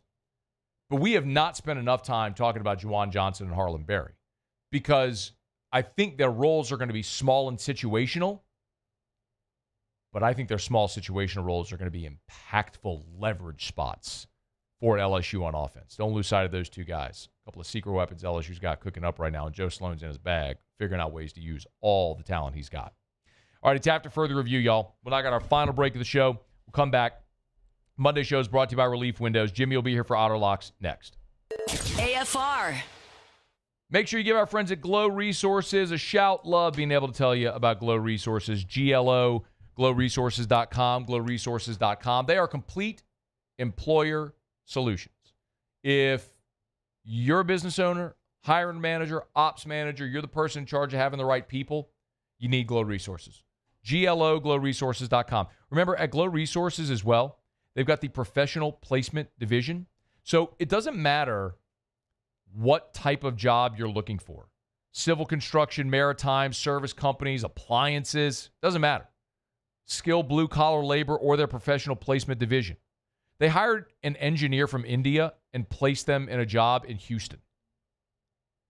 It's incredible what they can do when they cast their net. Glow Resources. And the customer gets a guarantee for 60 days that the employee is the right fit. If it doesn't work, they'll get you a new employee found at no cost or a prorated refund.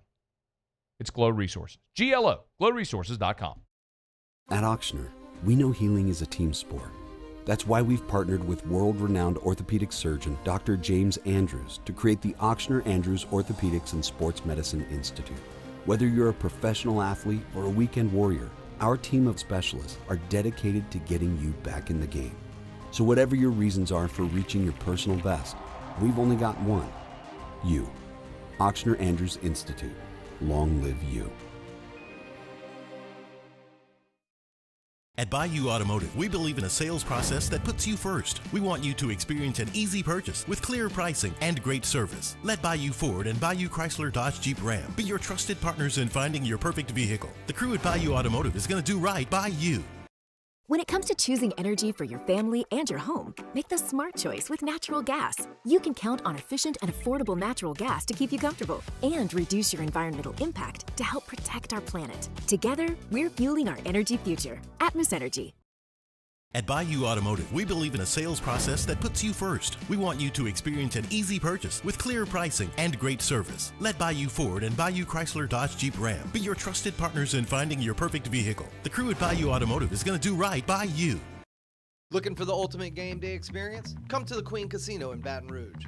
Wall-to-wall TVs mean you'll see every touchdown in HD. Place your bets and feel the thrill of every play with our DraftKings Sportsbook. The Queen Casino, where every moment is a win. At Luba Workers' Comp, our journey began over 30 years ago with a simple belief.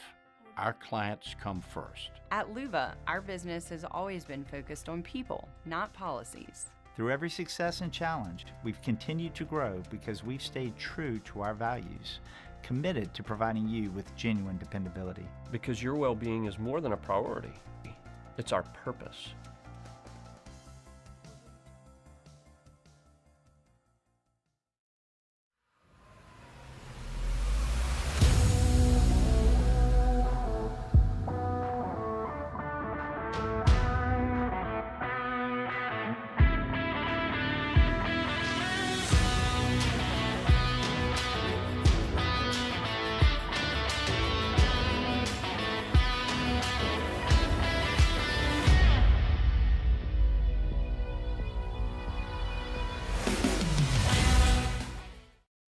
ED, low T, or simply seeking to optimize your health and performance? Goodwood Men's Sexual Wellness offers a range of discreet services to address your specific needs. We empower men to reclaim their health and confidence. Visit yourgoodwood.com. There it is, the extra mile, on the border of expected and extraordinary, for those willing to go further. After further review, presented by Relief Windows. Windows, doors, siding, and oh yeah, they also do interior shutters. Down the stretch we come, final segment here on this Monday edition of AFR, presented by Relief Windows. Windows, doors, siding, shutters as well. You can always check them out online at reliefwindows.com or give them a buzz, 288-8138, 288-8138 for Relief Windows and reliefwindows.com. All right. Been a minute, but let's find out what we're betting on tonight. Time for Otterlocks. Otterlocks. All right, time to win some money. Presented by Total Maintenance. Now's the time to get that AC unit checked before it really gets hot. Normally $179, just $79 when you mention Otterlocks. Total Maintenance, 480-1000. I think it's safe to say that I won the bet. Arrivederci.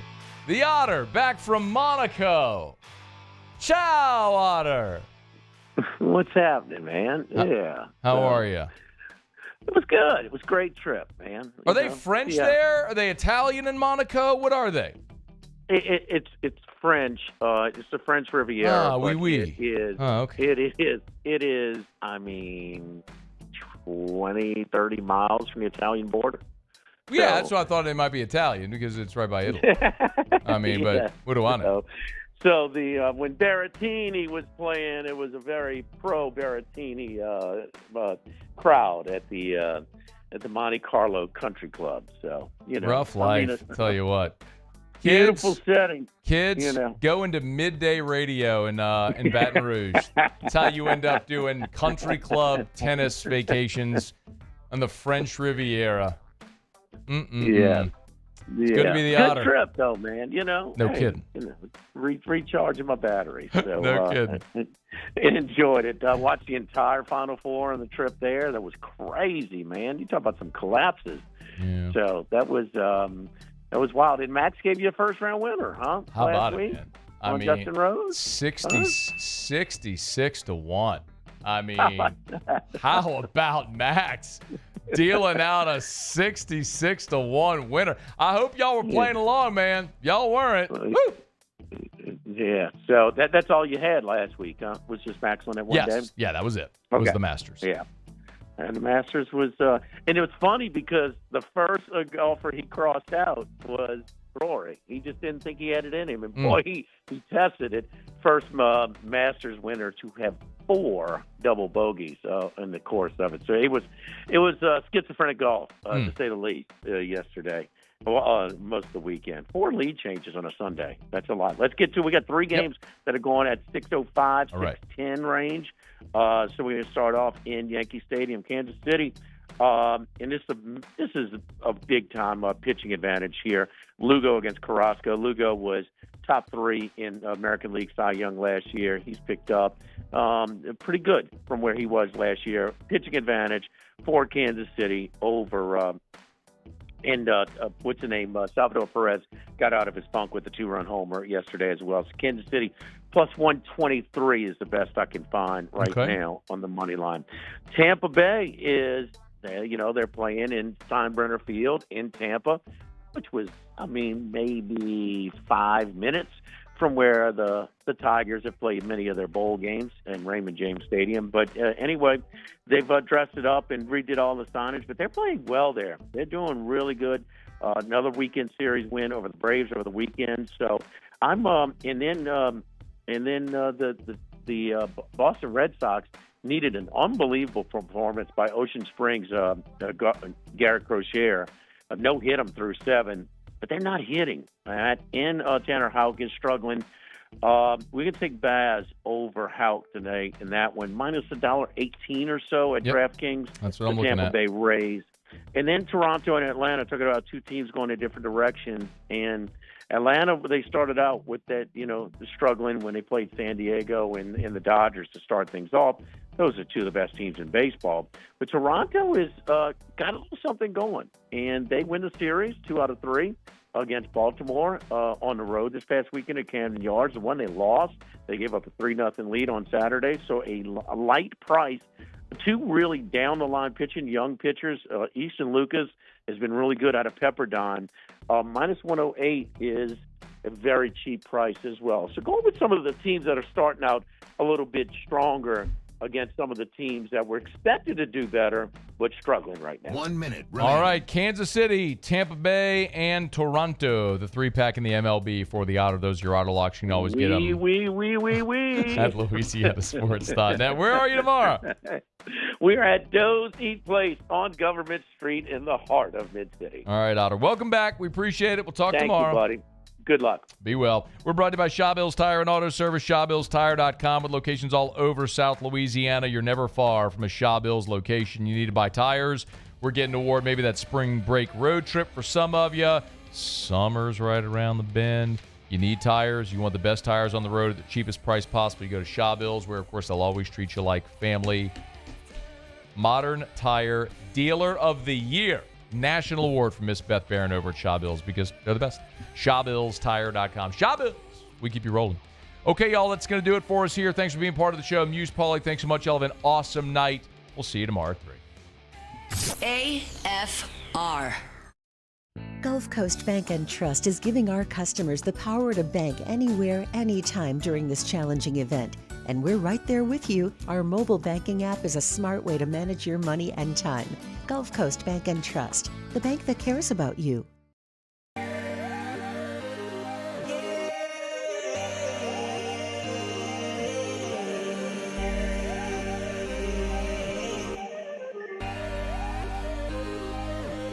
You gotta believe in a dream. Believe. You gotta believe in a dream. Believe. You gotta believe. My whole team on wild. Man, age is just a number. Don't let it dictate how you feel. Goodwood Men's Sexual Wellness has anti-aging services that can help you look and feel your best. Visit yourgoodwood.com and discover a renewed sense of vitality. These are the luckiest ice cubes in the world. They could have been a thankless bed for an all-you-can-eat salad bar. But instead, they've been called upon to cradle and cool a crisp, refreshing Dos Equis. Looks like the lucky just got luckier. Dos Equis. Family owned and community driven. Service Chevrolet Cadillac, a legacy you can trust since 1972.